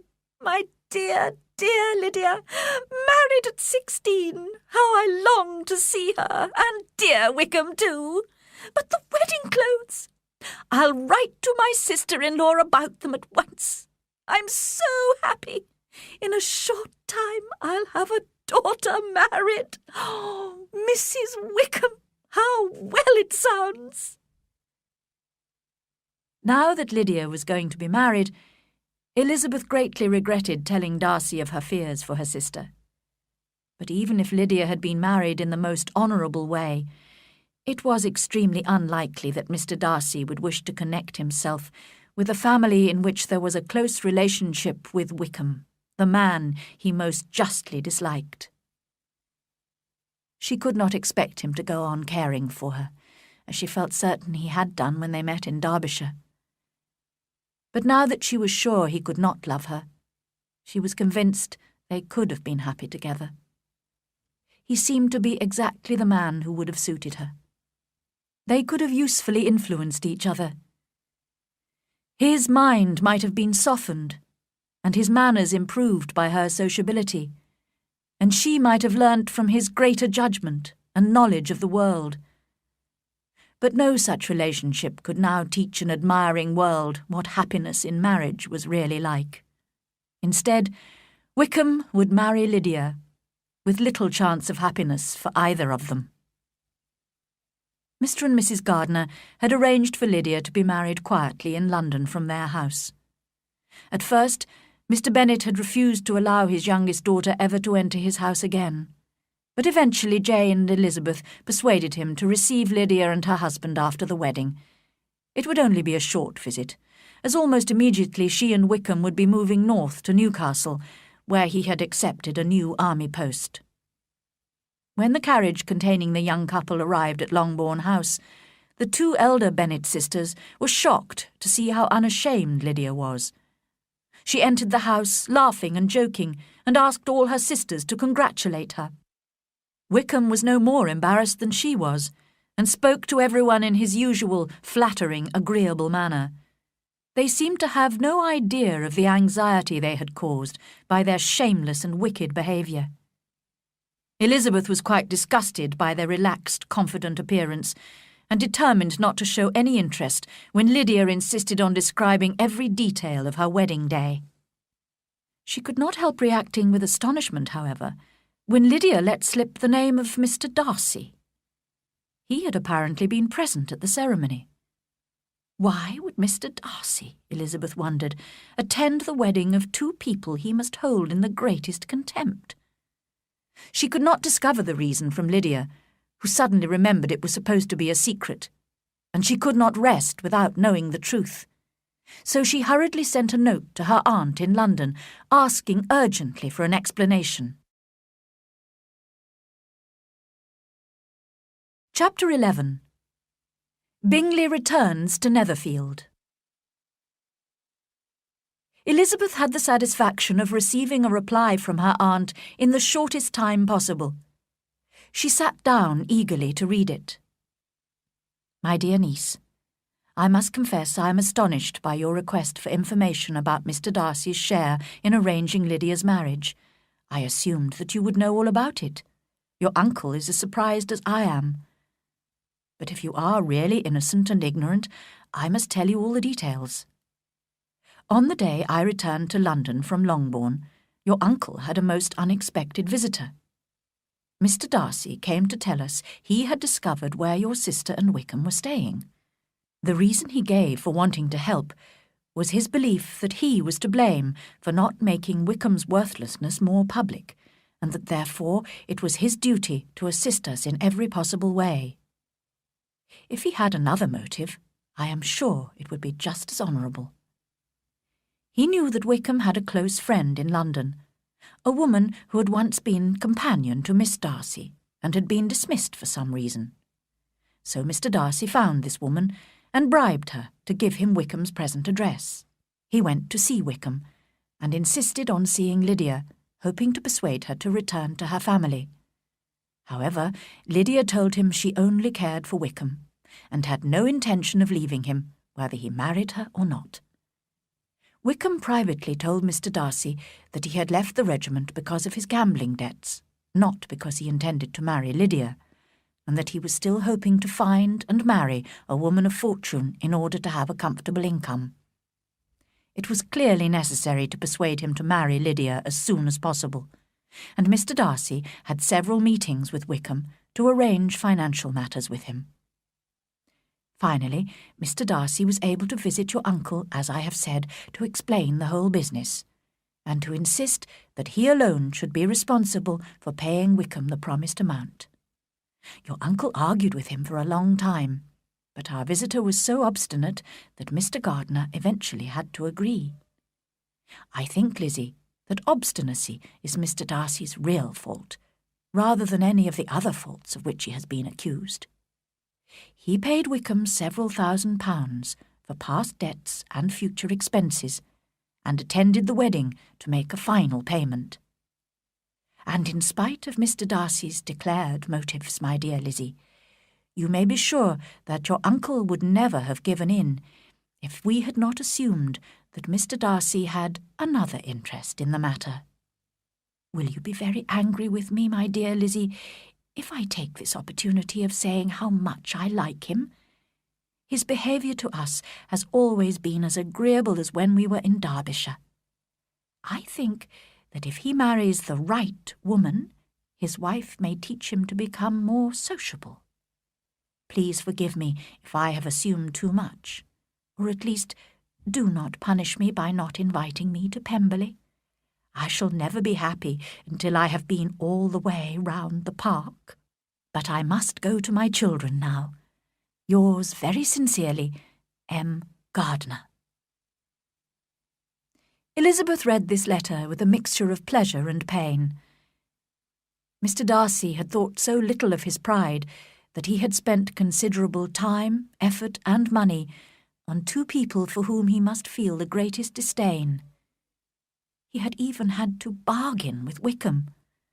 She could not believe he had done all this for her, a woman who had already rejected him.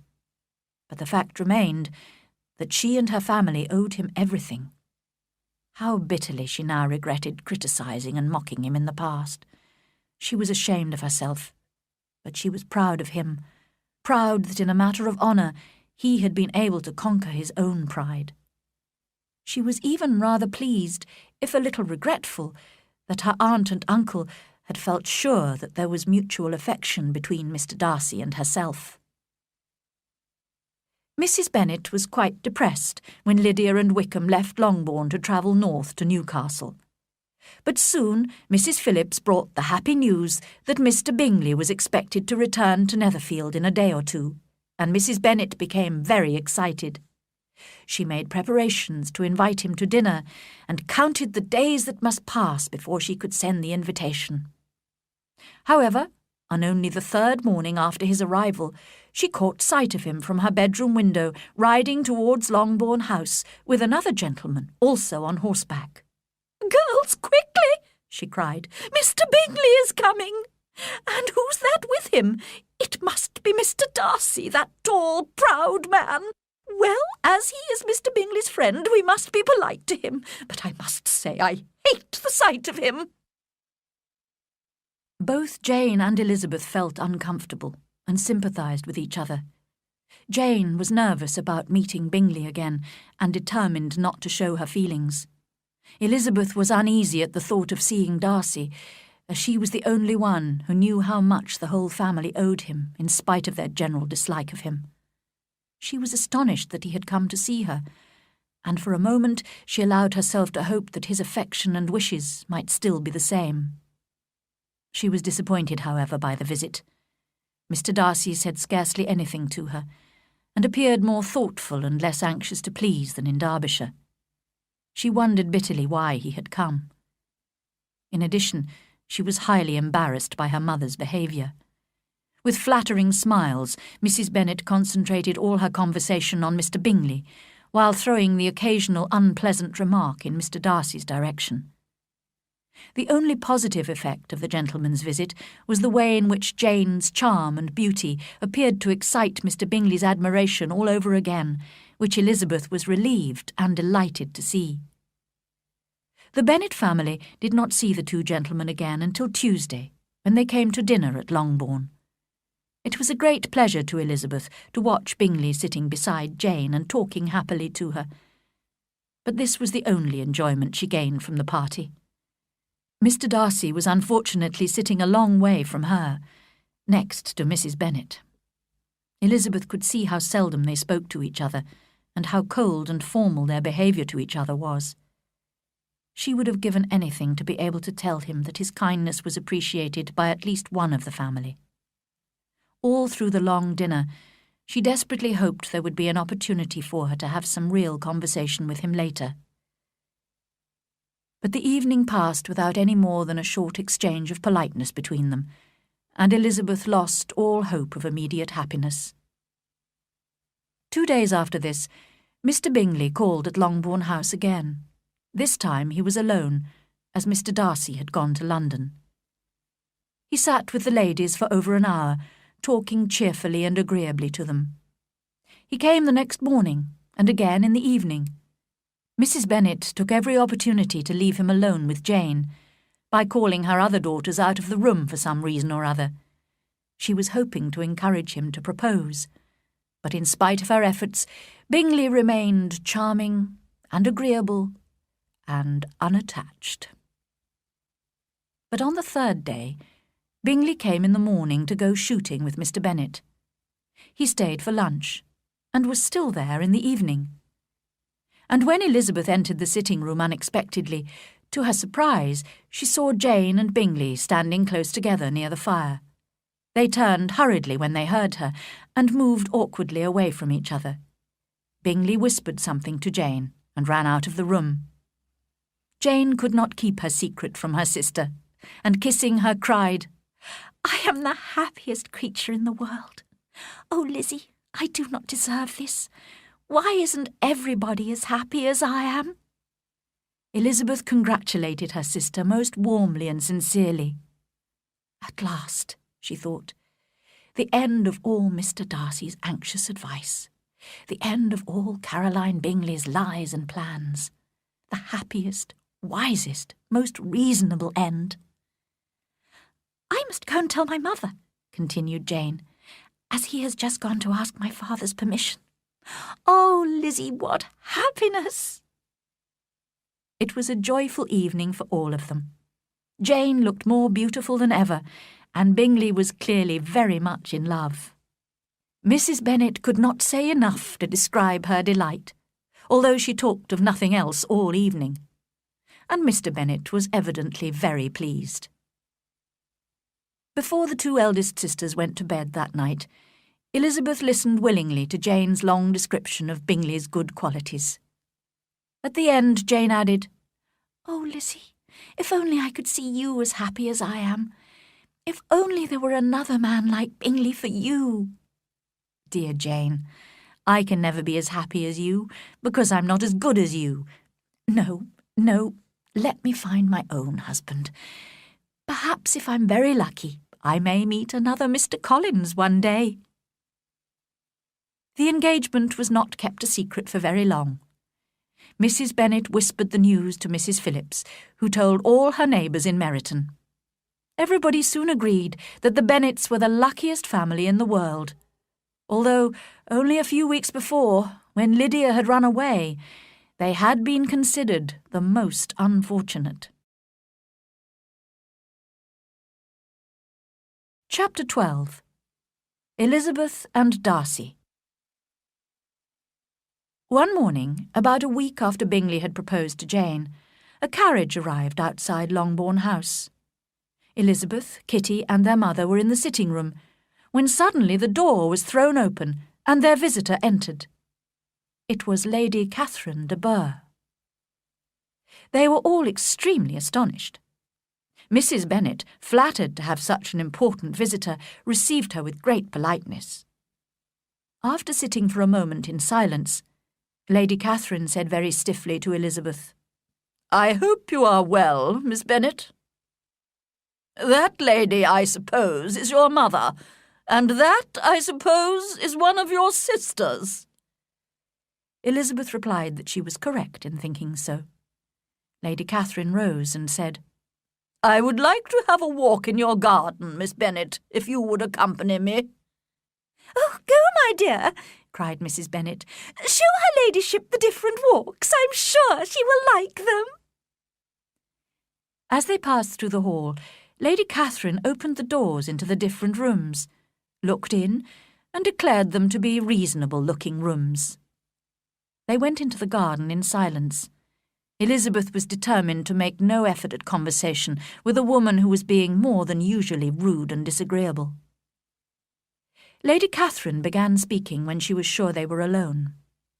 "You must know, Miss Bennet, why I have come." Elizabeth looked surprised. "Indeed, you are mistaken, madam. I have no idea why you are honouring us with a visit." "Miss Bennet," replied her ladyship angrily, "however insincere you may be, you shall not find me so. A most alarming report reached me 2 days ago. I was told that you, Miss Elizabeth Bennet, would soon be engaged to my nephew, my own nephew, Mr. Darcy.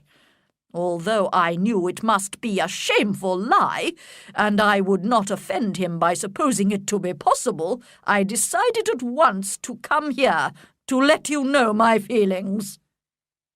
"If you believed it to be impossible," said Elizabeth with disdain, "I wonder why your ladyship took the trouble of coming so far." "I came to insist on having this report contradicted. Tell me, is it true?" "Your ladyship may ask questions which I shall not choose to answer." "This is too much. Miss Bennet, I insist on an answer. Has my nephew made you an offer of marriage?" "Your ladyship has declared it to be impossible." "It ought to be impossible, but your skilful charms may have made him forget, in a moment of foolishness, what he owes to himself and his family. You must tell me. I am almost his nearest relation, and I have a right to know his plans." "But you have no right to know mine." "Let me speak plainly. This marriage, which you dare to hope for, can never take place, because Mr. Darcy is engaged to my daughter.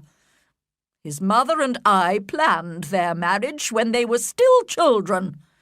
They are an ideal couple, both from respectable, honourable, ancient families, with an excellent fortune on both sides. What can possibly divide them? The desperate ambitions of a young woman without family, connections, or fortune? It cannot be. And I warn you, Miss Bennet, if you marry him, do not expect to be noticed by his family or friends. Your name will never even be mentioned by any of us. These are heavy misfortunes, but the wife of Mr. Darcy must necessarily be so happy that she could not regret her marriage. Obstinate girl! Tell me, are you engaged to him? Elizabeth could not avoid saying, after a moment's thought, "I am not." Lady Catherine seemed pleased. And will you promise me never to enter into such an engagement? I will make no such promise. You have totally misunderstood my character if you think I can be persuaded by such threats. I do not know whether your nephew would approve of your interference in his life, but you certainly have no right to interfere in mine. To all the objections I have mentioned, I add one more. I am aware of your younger sister's elopement.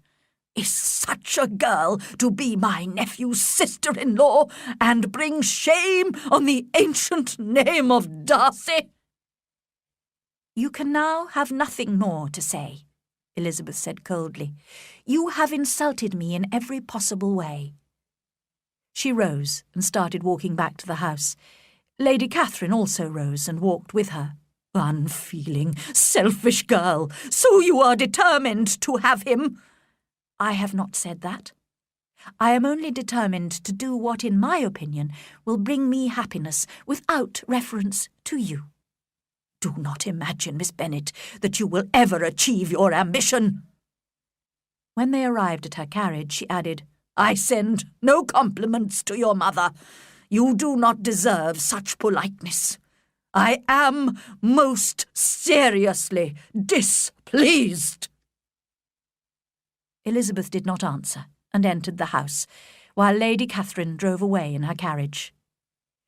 She had to tell a little lie to her mother to explain Lady Catherine's unexpected visit and speedy departure, and then she shut herself in her room to consider what it all meant.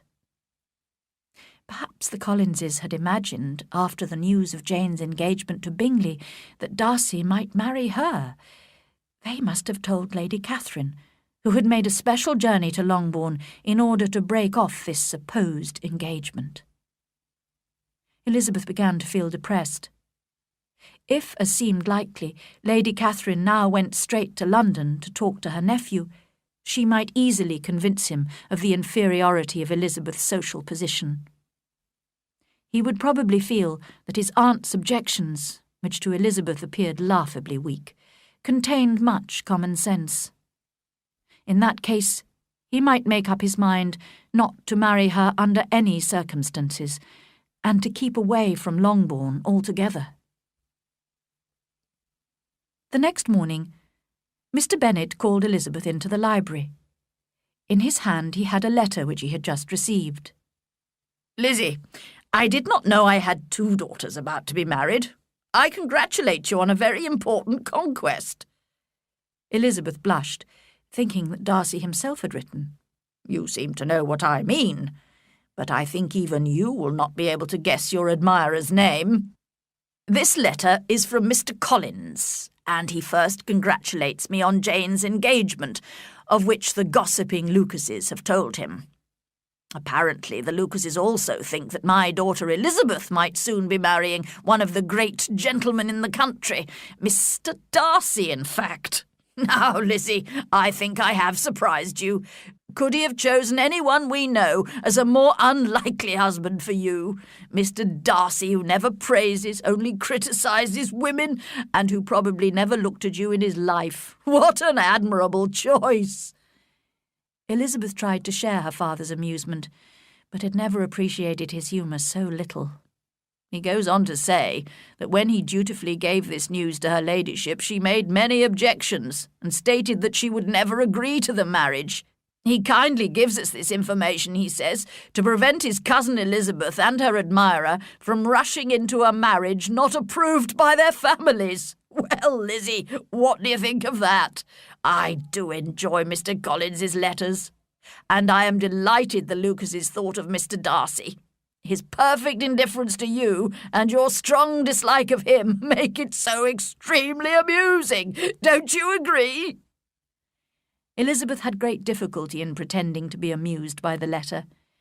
It was necessary to laugh, when she would rather have cried.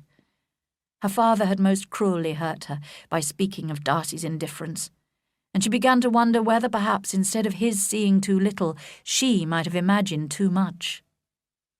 In spite of Elizabeth's doubts, however, Mr. Darcy returned to Netherfield a few days later, and he and Mr. Bingley came to Longbourn soon afterwards.